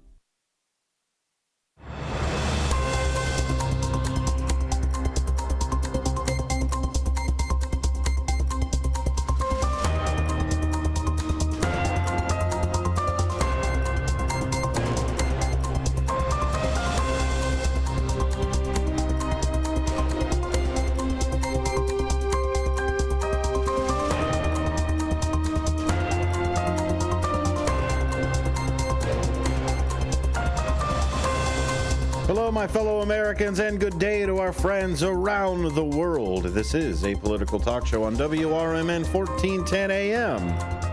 Broadcasting live, simulcast, if you will, WRMN1410.com. Also on your smart speaker, say, hey, smart speaker, play WRMN 1410. And on your unsmart speaker, on that radio dial, 1410 AM.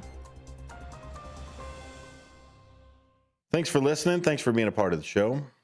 This is our time where we're going to go through some headlines. We're going to open up those phone lines, 847-931-1410, 847-931-1410. That is the place to go. We are finally in baseball season, and we got some new magnets here at the station with the White Sox. I'm just going to pull them up real quick so you can see what they look like. Where did I pull them up? Well, I pulled them up on the YouTube side because you're radio. I can't pull them up right now. Yeah, head over to YouTube. They're sitting over there, 847-931-1410 to jump in on the phone call action or to text into that text line, 505-926-1410. But we've got the Chicago White Sox schedule, big old magnet, if you want to check it out. Tomorrow we've got a game. Tonight we've got the NCAA Men's Championship. Thank you all for listening to those when we were broadcasting that. It's pretty cool that we get to broadcast some of these things, all for you here in the Fox River Valley. So we're going to go a little bit into some headlines, and we'll open up those phone lines again, 847-931-1410. If there's something that I'm talking about, something that you want to talk about, that's the place to go. And what I like to do when I read the news is obviously read whatever the bigger headlines are or anything else that's there. But I also like to dive into what is called the blind spot. And I use Ground News a lot of times for my news aggregation, because what it does is it pulls all of the news articles together into one thing that's happening. So let's say the headline is Sonar stubs his toe, right? There's obviously going to be multiple people with a large event like that that's reporting on it. So they gather all, 100, 500 articles all about me stubbing my toe and pull them all into one side. And when they do that, they then turn around and say, okay, based off of the Advantes and a couple of other Mediaite and a couple other places where they grade third-party grading system for news, they then line them up on where the bias comes in on that side. Now, obviously, you don't have to need a giant algorithm to find out the bias on either one. If you read enough news, trust me, the bias does stand out. If you only read one side of the news, yeah, the bias stands out on the other side a lot more than it does for your side. But we can all agree that if you read enough news, you'll eventually see it. So what this helps me do, ground.news, is help aggregate everything together. Now, they don't pay me for this. They pay a lot of other people for this, but I've been using it for years because it is such a great way to use it, to read the news, not necessarily see the TikTok clips or watch the videos or hop in on YouTube or fall into a Facebook hole somewhere. You're actually able to read a lot of those publications for free. So one thing that I like to do is look at the blind spot. And I try to find, if I can, a heavily cited blind spot. And today we've got a few pure blind spots in this. And the reason that you would have a blind spot is maybe it's bad for your side, right? Let's say I'm a left-leaning person or a left-leaning publication side of things. Things that I do report on versus things that I don't report on. I would obviously report on the things that the red team is doing that's bad, right? If I'm a left-leaning publication.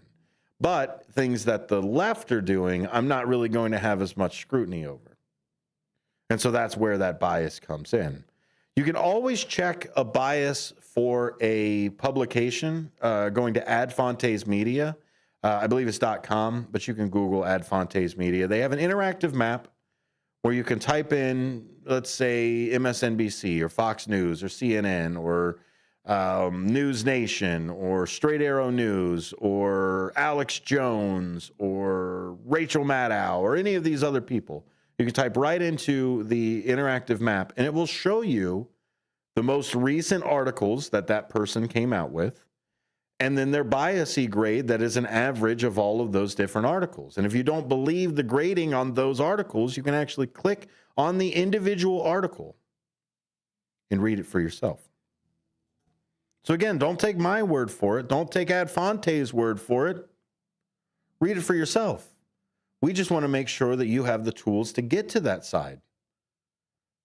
I like to be corrected. I know it doesn't sound like it because I like to be accurate. And the more that I can be challenged on something that I say, or the more that I can learn from my own missteps or the own things that I say, the better person that I am.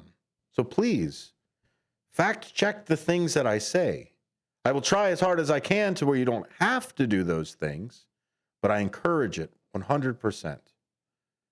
And so this is one thing that is an absolute pure blind spot. It is only 100% written on the right. Nobody from the center. The closest to the center is Hot Air News. You can go to hotair.com to look at them. But Hot Air News is still sitting at a mixed factuality and only leans right instead of being full-on right like maybe the Daily Wire or Fox News or the Federalist. The Federalist is actually a pretty good publication for the most part, but again, it does lean to one side or the other. We used to do a podcast with the Federalist before. Wonderful podcast for that if you're looking for something, especially on the right, that's a bit more informative instead of kind of pop culture like Joe Rogan. Like Joe Rogan is definitely more on the right side or that libertarian type of side. If you're still looking for something like that, but more towards the right and more constitutionalist, the Federalist is a really good spot for it. But again, like we said in the previous side of it, I'm not necessarily a Federalist. I'm closer to that Democratic Republican. So let's go a little bit into this. I know I talked it up a little bit, but this is the headline for it. Majority of left of center respondents justify the assassination of Trump, a new NCRI survey. And the reason I wanted to bring this up is because it's absolutely despicable. The other reason I pulled this up is because there is no one on the center or the left reporting on this. And majority means a lot of things. It's not a large majority. It's not a super majority. It's 55%. But it's 55% of self-identified leftists believe that murdering President Donald Trump is at least somewhat justifiable. And it's despicable that anybody would believe that. According to the report, 48% of the leftists felt the same about Elon Musk. And this is the issue we're trying to get into. Is we cannot make this personal to the point where it is a person's life. Politics is personal, but politics should also be policy.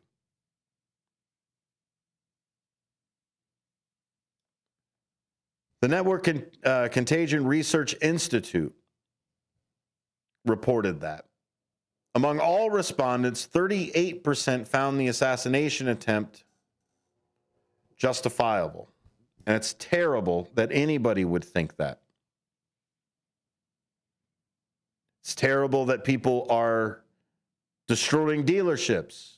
It's terrible that people are vandalizing personal property of individuals. The point of a protest is to be seen. The point of a protest is to be in the way.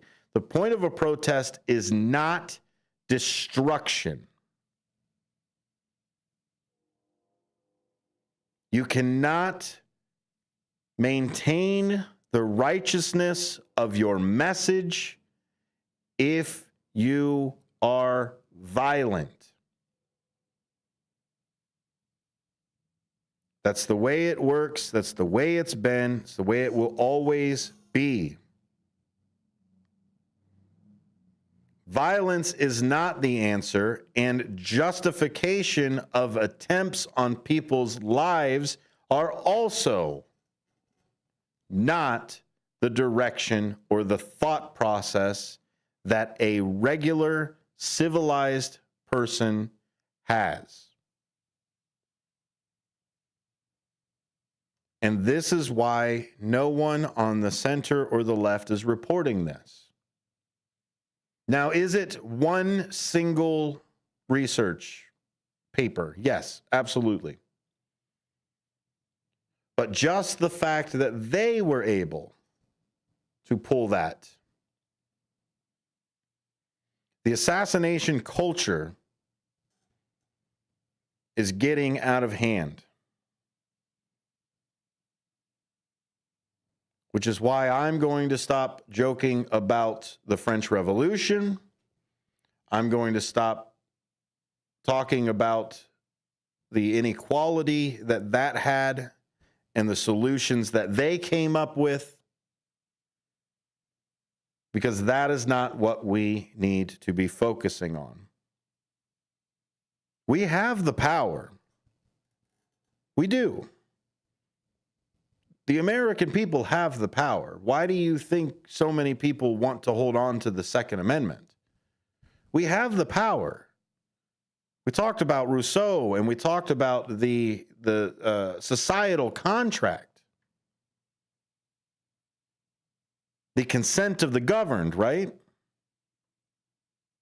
At any point, yes, at any point, the people can rise up violently. But we have to choose better. We have to use the mechanisms in which we have all agreed to use to bring about change. And that is where this country of laws come together. The great American experiment. You're listening to Apolitical Talk Show. We've got more blind spots coming up.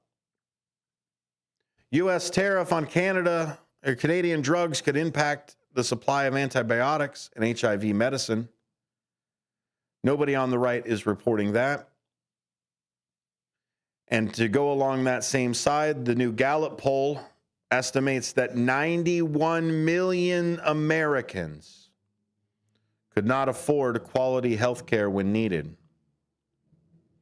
We'll break into more headlines, open up those phone lines, 847-931-1410, and those text lines, 505-926-1410. More Apolitical Talk Show after this. As the 2025 tax season unfolds, the Better Business Bureau is warning the public about the various schemes that con artists will employ in the coming weeks to steal your money, personal identity information, and peace of mind. According to the Internal Revenue Service, taxpayers lost $5.5 billion due to tax scams and fraud in 2023. This year, the tax filing deadline is the traditional April 15th. So here are some important tax time tips. Check out businesses before you hire them. The best way to avoid tax ID theft is to file your taxes as early as possible. Check out websites carefully and make sure you access the actual IRS website when filing your taxes electronically. Be wary of tax preparer offering fast refunds or large returns. If you get a written notice from the IRS about a duplicate tax return or any notice that additional taxes are owned, contact the IRS immediately. Don't give out your social security number unless you are 100% sure you are dealing with someone you trust. A message from the Better Business Bureau and your friends here at WRMN. Visit their website at bbb.org. Clutter happens, but junk doesn't have to weigh you down. At the Junk Luggers, we're your full-service junk removal and hauling pros, tackling everything from single-item pickups to major cleanouts. We handle the heavy lifting, and with our commitment to the green way, we rehome and recycle to keep your unwanted items out of landfills. So, whether you're clearing out the garage, downsizing, or saying goodbye to old furniture, we make the process eco-friendly and easy. Call 1-800-LUG-JUNK or visit junkluggers.com today. Let's save your space and the planet together. A recent Gallup poll indicated that 38% of Americans are putting off health care because of financial concerns, the highest ever recorded. I'm Dr. Bob Martin, here to serve you every Sunday afternoon from 1 to 4. Millions of Americans are seeking health advice that will not cost an arm and a leg, so I offer health tips and advice absolutely free. Listen to my show, Sunday afternoons from 1 to 4 right here on WRMN, AM 1410 and 96.7 FM, the voice of the Valley. You said you'd never buy your kid candy from the checkout aisle. Or forget extra diapers. And never give in to a meltdown. You'd never lick your thumb to clean their face. Never let them have too much screen time. And never bribe them for just one more bite. You say you'd never let them out in public without their hair brushed. Never, ever become a minivan mom. And you'd never give them your phone for a quiet dinner. Calling boss work phone. So when you say you'd never leave your child in a hot car, no, it can happen. Cars get hot fast, and kids can be at risk in temperatures as low as 60 degrees Fahrenheit. Never happens. Before you leave the car, always stop, look, lock. Brought to you by NHTSA and the Ad Council.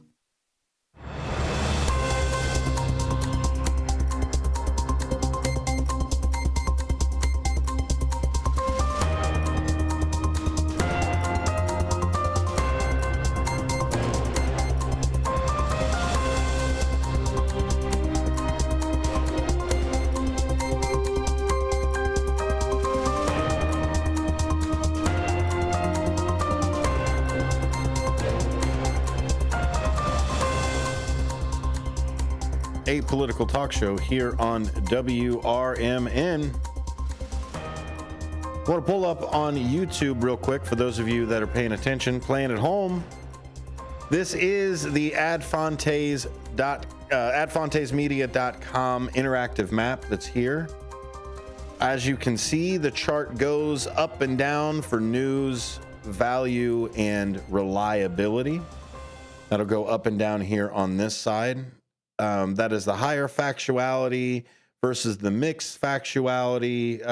Where they bring in that score, it's a lot of how did they report it the first time? Did they make a correction? And how quickly did they make that correction? So they put it all together based off of multiple different, different articles that come out. They do have a cutoff because they can't just have every single thing for it, which is why sometimes you'll actually see a little bit of a drift. Like Straight Arrow News used to be a pure zero, maybe, I don't know, maybe a 0.0 something. But they were as close to that zero bias as possible.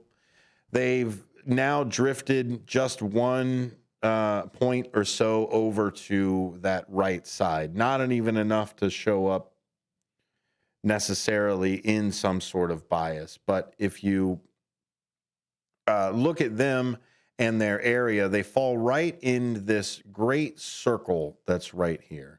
Or I'm sorry, this green area. And this green area for it is that high factuality, but doesn't necessarily strong lean on anything. They can skew left or skew right because nobody's perfect. Maybe this USA Facts that's a new up and comer, or what is this one? The Wall Street Journal, or the Wall Street Journal, the Journal. It isn't even the full-on Wall Street Journal. So there's a few different things that are here. ProPublica lives in this side. As you can see, even the PBS NewsHour is barely inside of that side. So when we are talking about PBS leaning left, they do. You've got Brett Baer on the other side from Fox News. This is for the special reports with Brett Baer. They usually fall still within that square, but also just skews right. So it's hard to hit that middle, but there are people that try. There are individuals that try. There are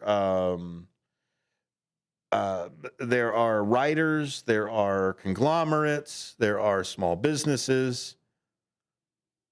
And what really gets me is the TMZ, when it lives right here. TMZ is centered, but you start to drop in factuality.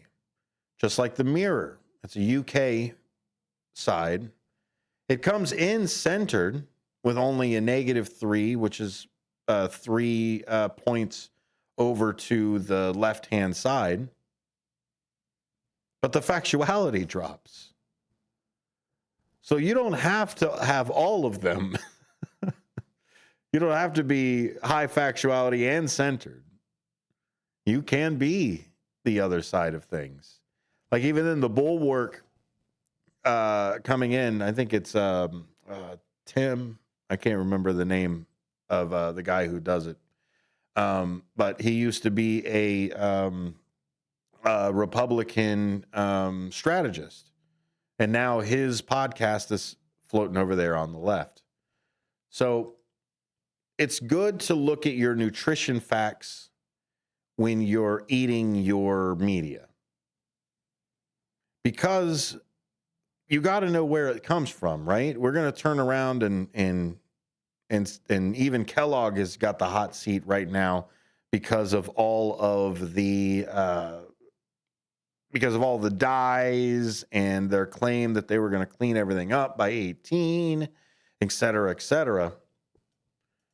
But you've got to look at your nutrition facts. And when we come back, we're going to go a little bit more into some of these blind spots for things that haven't shown up on the left or the right side of those biases. I found some things that are pure blind spots where there is 0 left or 0 right. So those of you that live in either one of those camps primarily probably didn't hear about these things. More Apolitical Talk Show coming up. Phone lines are open, text lines are open, chat lines are open. Call in 847-931-1410, text 505-926-1410, or jump in on that YouTube chat, youtube.com/@WRMN Radio.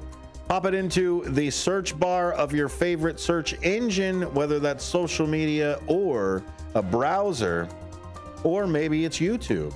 You can find us there, WRMN or Apolitical Talk Show.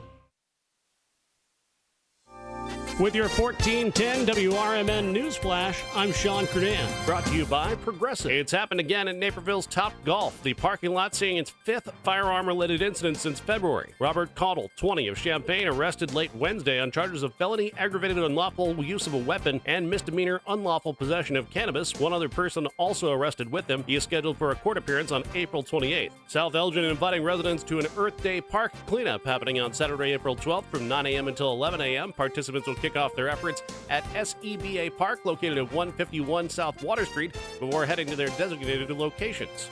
Aurora Mayor-elect John Laish has announced he will not proceed with the City of Lights Center project, a decision confirmed during a recent interview. Despite projections suggesting that the 4,000-seat theater would balance costs post-pandemic, Laish remains unconvinced of its viability. With your 1410 WRMN News Flash, I'm Sean Curdan. With Fidelity Wealth Management, a dedicated advisor gets to know you and your goals to build a comprehensive plan to help grow and protect your wealth. Backed by a team of specialists, they'll analyze all your accounts, even the ones they don't manage, to keep an eye on taxes and provide proactive portfolio insights that can help you unlock your wealth's full potential. Learn more at fidelity.com/wealth. Investment minimums apply. Fidelity Brokerage Services, LLC. Member NYSE SIPC. Progressive knows owning a home can be hard, but not always. Like when you're relaxing on your patio, enjoying a nice, quiet evening. So quiet. Except for the sound of the neighbor's party. Which you said you'd go to if you weren't busy. And your quiet night on the patio, that's not exactly busy, is it? Maybe you should just stay inside. At least Progressive's Home Quote Explorer lets you easily compare rates, so shopping for insurance is the easiest part of owning a home. Progressive Casualty Insurance Company affiliates and third-party insurers. Comparison rates not available in all states or situations. Prices vary based on how you buy. Do you own an annuity, either fixed rate, indexed, or variable? Are you paying high fees and getting low returns? If so, Annuity General would like you to have this free book to learn the pitfalls and mistakes of buying an annuity. The Annuity Do's and Don'ts for Baby Boomers contains the little-known truths about annuities, like how to help reduce your fees and increase retirement income. And it's free. That's right, free. As a bonus, we'll also throw in a free annuity rate report just for calling. We researched over 1,000 annuities and summarized rates and benefits from financially strong insurers. You get Annuity Do's and Don'ts for Baby Boomers and the Annuity Rate Report, both absolutely free for calling Annuity General today. Hurry, supplies are limited. Call now. 800-760-1845. 800-760-1845. 800-760-1845. That's 800-760-1845. This is Sarah Silver with your Fox Valley forecast. Tonight, a chance of snow showers before midnight. Partly cloudy with a low around 20. Wind gusts up to 25 miles per hour. Tomorrow, sunny with a high near 43. Looking ahead to Wednesday, rain and snow are likely with a high near 46. Currently, it is 36 and overcast. I'm Sarah Silver on the Talk of the Town, WRMN. Progressive knows there are some surprisingly expensive things in life, like frames. Because you found a classic 70s concert poster. But when you went to get it framed, you realized the frame will cost about 4 times the amount of the poster. Which is actually absurd because no one will be looking at the frame, and if they are, then you severely overestimated how cool this poster is. But then you remember by switching your home and auto to Progressive, you could save hundreds and put it towards a classic 70s concert poster in an absurdly overpriced frame. Progressive Casualty Insurance Company, affiliates, and other insurers. Not available in all states.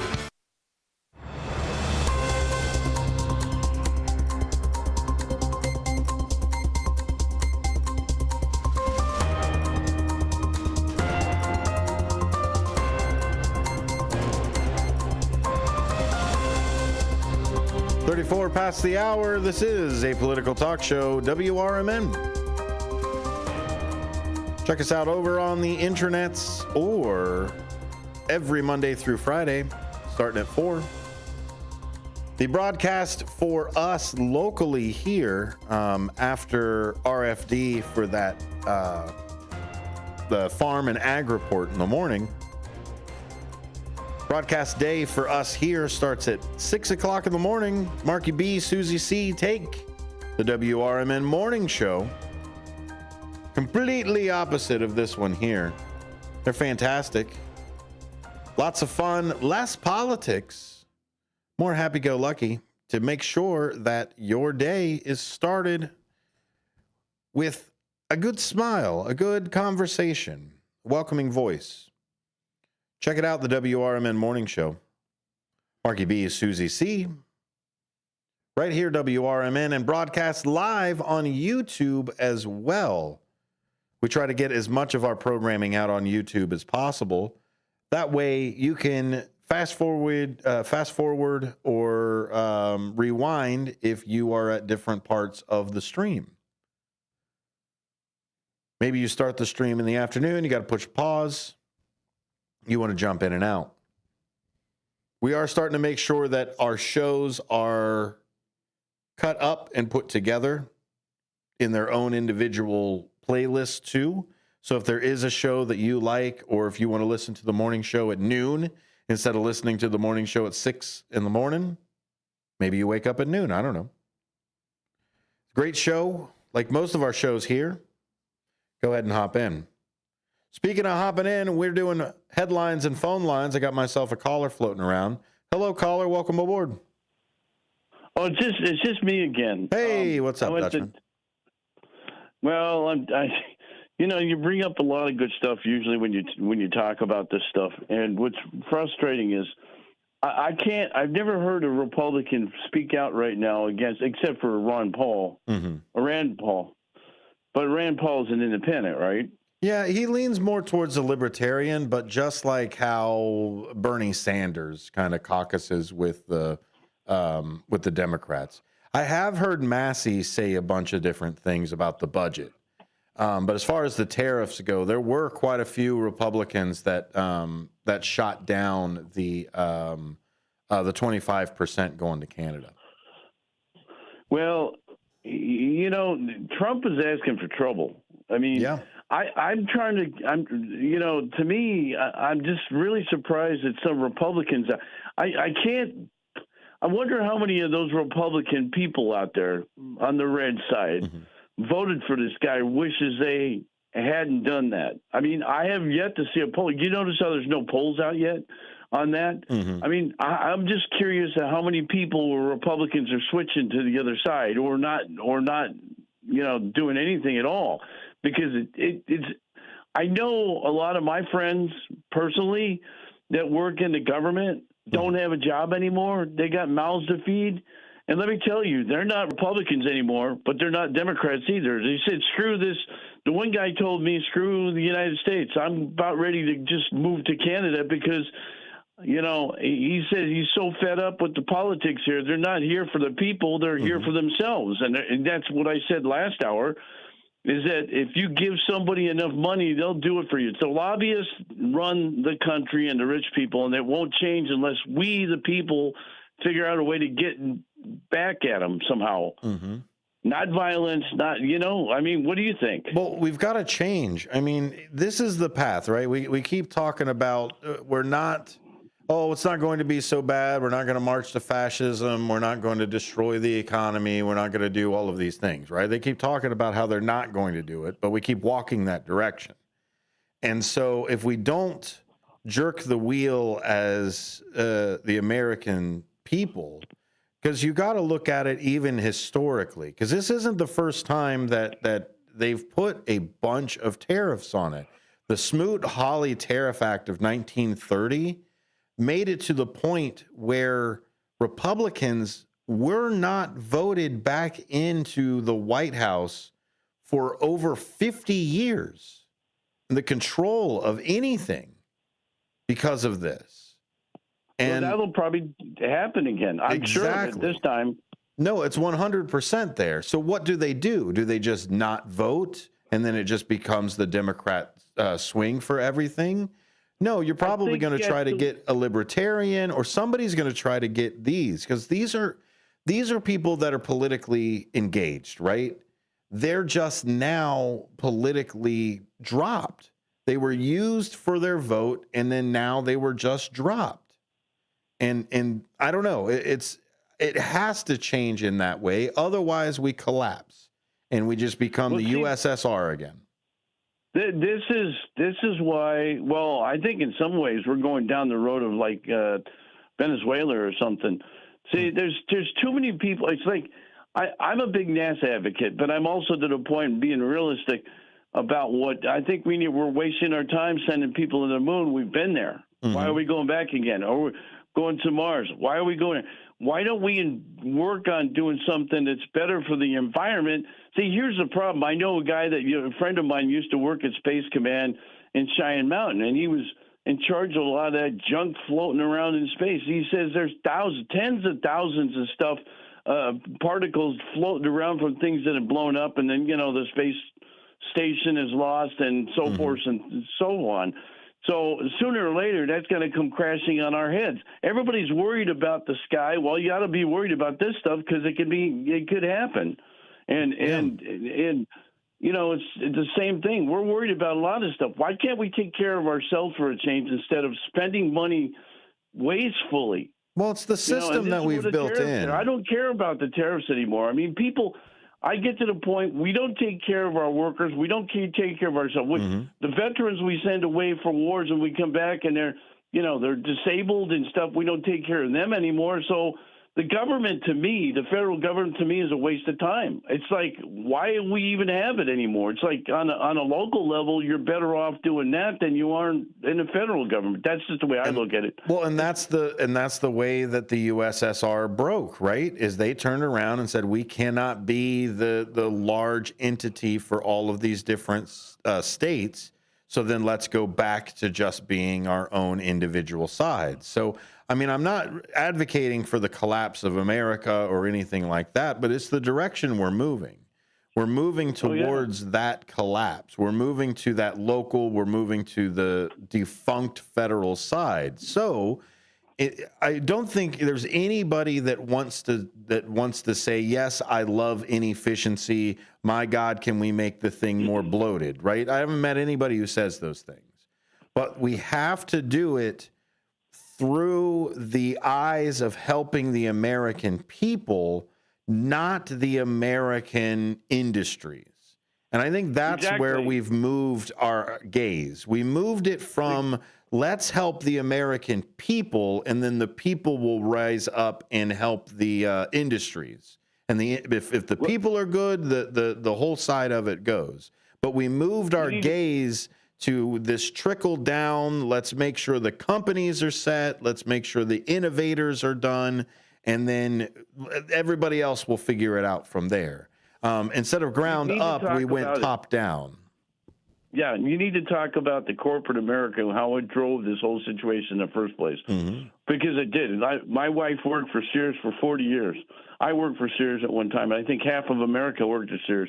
And it drove itself into the ground strictly because the people that were running it, back in the 80s, it was good until they dropped profit sharing and a few others, and all the good people left, and slowly and surely, but it's all corporate America. It's all like not Von Maur, but, all these corporates, the people at the top, when somebody decides they want to close all these stores and lay off all these people, all right, the people at the top, all the board members and the CFOs and CEOs keep the money. They keep their money. No, there's no penalties. And that's the problem. But corporate America caused most of this stuff to go. And, American workers make too much money. Wow, it's cheaper for me to go to China to make tools like Craftsman tools. Well, the other side of it too, Dutch, is the other side of it too is the constant recessions. They now have it set to where now, and I speak like this because it is another set thing. This recession that we're about ready to go into is absolutely us shooting ourselves in the foot. I mean, you can talk about the other ones. You can say, look, the Clinton gave out too many loans to people, et cetera, et cetera. Like, you can put blames on the system. This recession that we're about ready to go into next is self-inflicted.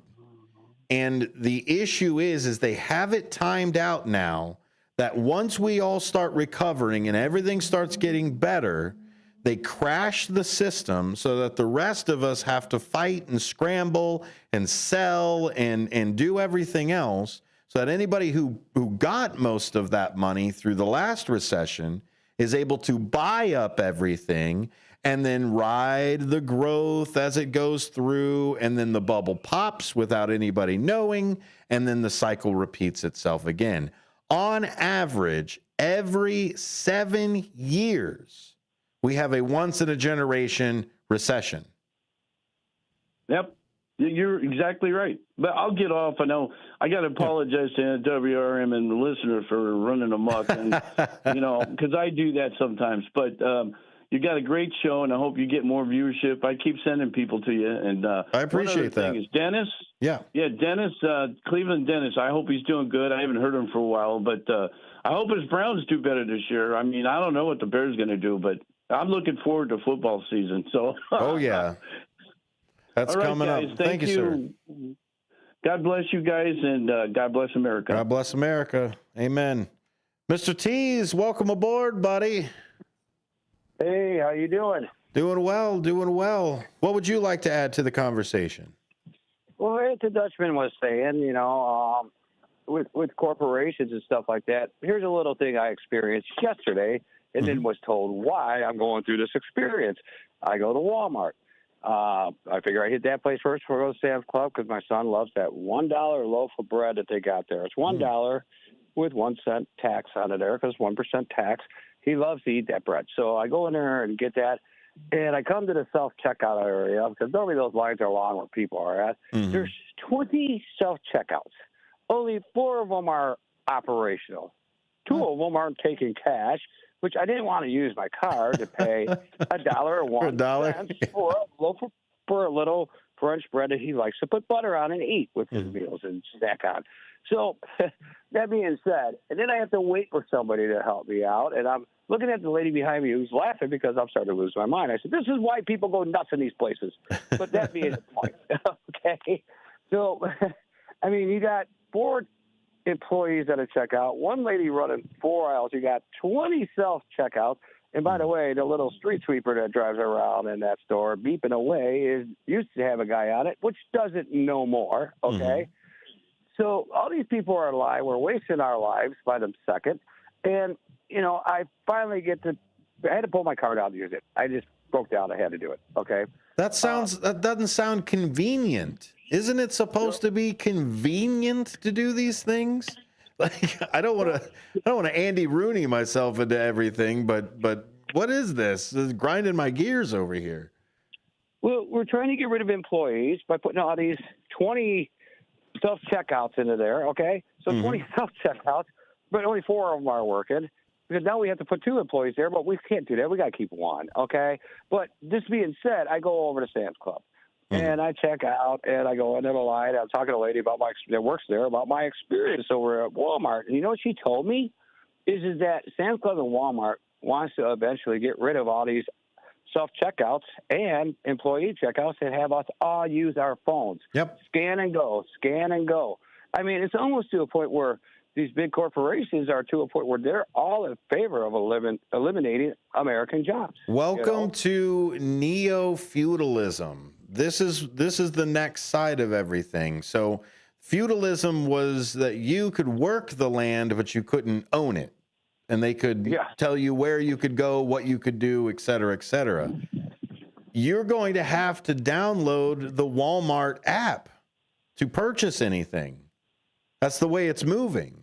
And they have complete control over the app. Now, what happens if you get caught? Let's say you get caught stealing something, right? They turn around and now they flag you as a theft, like as a thief. Maybe you got that loaf of bread, right? You couldn't afford the $1. You had to take that loaf of bread. So they flag you on that one, and then they tell all their other grocery store buddies that you steal. Now you can't buy bread anywhere at all, because it all has to go through the app. Do you think we are going to end up simplifying, or do you think we're going to be leaning into the technology, Dave? I think we're going to be leaning into the technology. No. If you're using your GPS, okay, and you're driving down the road, like Waze, I like to use Waze. So I'm driving down the road, and they know you're there. They know you're close to a Dunkin' Donuts, and a Dunkin' Donuts ad pops up, you know? Oh, yeah. Really quickly. Because they know you're right by that Dunkin' Donuts, and they're trying to entice you to pull in there. McDonald's, they all do this. They track you. They follow you. I mean, this is where technology is like we said, a double-bladed sword. I hate to tell you this, Dave, but you signed up for that. Yeah, I know I did. You signed up for that. That sucks. Go to where I got to go. But here's the thing, is if somebody's going to sign this thing right here, otherwise you can't use the bathroom, trust me, at a certain point, I'm going to be signing that thing. I mean, maybe I just have to go on to Amazon and buy maps again and just eliminate all that stuff and have this big piece of paper in front of me while I'm trying to drive down the road. You know? Elliot's giving you an audible sigh is what he put in there. It's the same thing that Trump and Musk want to do with the federal government. If it doesn't work for private industry, why can it work for the government? That's very true. They are moving Social Security and Medicare. They're trying to set it up for an app, and that's the only way that you would be able to communicate is through that. Even though by law that we're supposed to have a telephone number that people can call to do things. I mean, I don't know. I don't know if certain people like laws or obey them, but yeah, we're supposed to have those things. But that's the direction that that Doge is going. It's efficient. It's efficient, David Tees. I'm going to create my own app, and I know it'll probably happen pretty soon, where I'll have to be able to talk to my wife as to what we're going to have for dinner. Yeah. Download the app to say, "What's for dinner tonight, honey?" And then she'll send me an ad. McDonald's.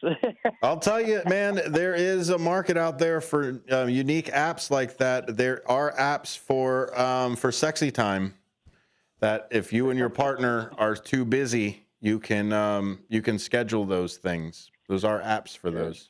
There's an app for everything. I'd just rather text her from the bedroom. Hey, honey, the late show's on. Yeah. Hey, what's for dinner? Exactly. Thanks for calling in, Dave. I really appreciate it. Take care. Bye-bye. We talked a little bit about the history of tariffs here and there. Let's just kind of recap some of the things that are just kind of offshooting, because we did talk about the 1930s tariff, and that was the Dutchman kind of pulling it out of me. But in the most recent rant by Senator Paul Ryan, or I'm sorry, Rand Paul, Senator Paul, fantastic thing to just have the economic. I guess the best way I can do it, because reason I'm struggling is I don't agree with this guy all the time with his societal aspects of it. But as far as economy goes, and as far as knowing the Constitution and just the hyper liberalism and libertarianism of it, I absolutely have respect for him and Massey, who just stick to their guns, regardless of what party they caucus with or anything like that. They stick to their guns, and I really appreciate that. But in this, he talks about the Smoot-Hawley Tariff Act of 1930.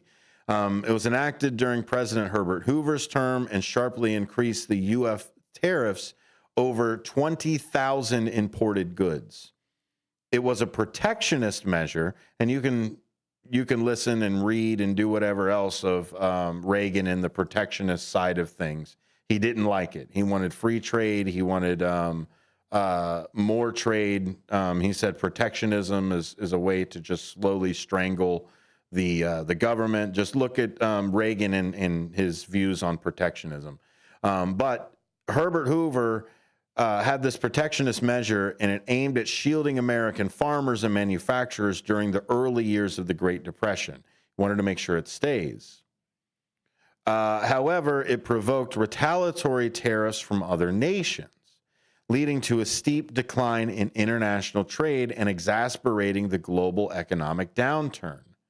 The Republican Party faced a devastating defeat in the 1932 elections, with Herbert Hoover losing the presidency and Democrats gaining overwhelming majorities in Congress.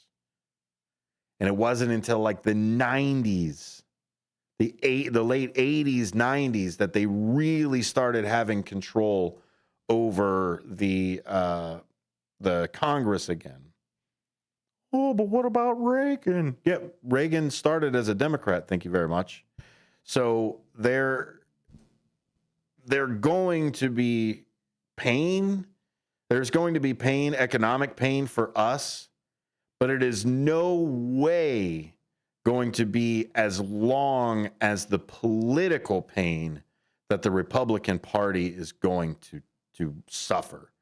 It's just the way that historically it goes. I mean, you could even look at the McKinley tariff, 1890s. It raised duties on imports nearly 50%.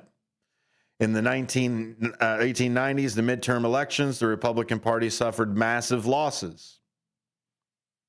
I mean, I don't think I need to go too far back, but there's a reason why we all have to agree on the tariffs or taxes or things. And I'm not saying that we all get to vote on a referendum nationally. I'm saying we vote for representatives, and those representatives then turn around and represent us. And if they have to have more money and larger tariffs or larger taxes, less taxes, more taxes, whatever it is, Article 1 of the Constitution, Section 8, gives them the power to, quote, lay and collect taxes, duties, imposts, and excises. All of the different things that they need to gather money federally is done by the Congress. And this is where both Senator Paul and I agree, is we need to stop giving the president terrible executive powers, large swaths of executive powers. I don't care who it is. I don't care if it's a Republican, if it's a Democrat. I didn't like the Patriot Act. I didn't like the wars in Yemen that Obama put together. I didn't like any of those things that the executive branch oversteps, and we do not take the Constitution into account. I am constantly tired of this is an emergency, the Constitution doesn't matter. Do you know what an emergency is called? Where you do not use your Constitution or anything else, but the single side of whatever somebody wants to say. It's called martial law. And I don't know about you, but me and Senator Rand Paul, we don't like to live under martial law. Now, we'll be nice and we'll call it martial law from now on, or for at least for now, but it may not be the same come in a couple months. It may be a little bit different. We may need to have a few other harsher words that start with F and A for authoritarian. But just because I can turn off the highway going into the city anytime doesn't mean I'm not still going that direction. More Apolitical Talk Show tomorrow at 4. Tune in for the morning show at 6. If your idea of therapy involves a fishing rod, a tree stand, or a campfire, then you need American Outdoors Radio. Host John Cruz speaks your language, whether it's about the best lures, tracking game, or that one buddy who always forgets to bring the beer. John's got the tips to sharpen your aim, the hacks to pack lighter, and the stories to keep you entertained. Again, that's American Outdoor Radio with John Cruz. Saturdays at 7 a.m. on WRMN 1410. Or stream it at WRMN1410.com. Get ready to outfish, outhunt, and outcamp 'em all on American Outdoor Radio with John Cruz.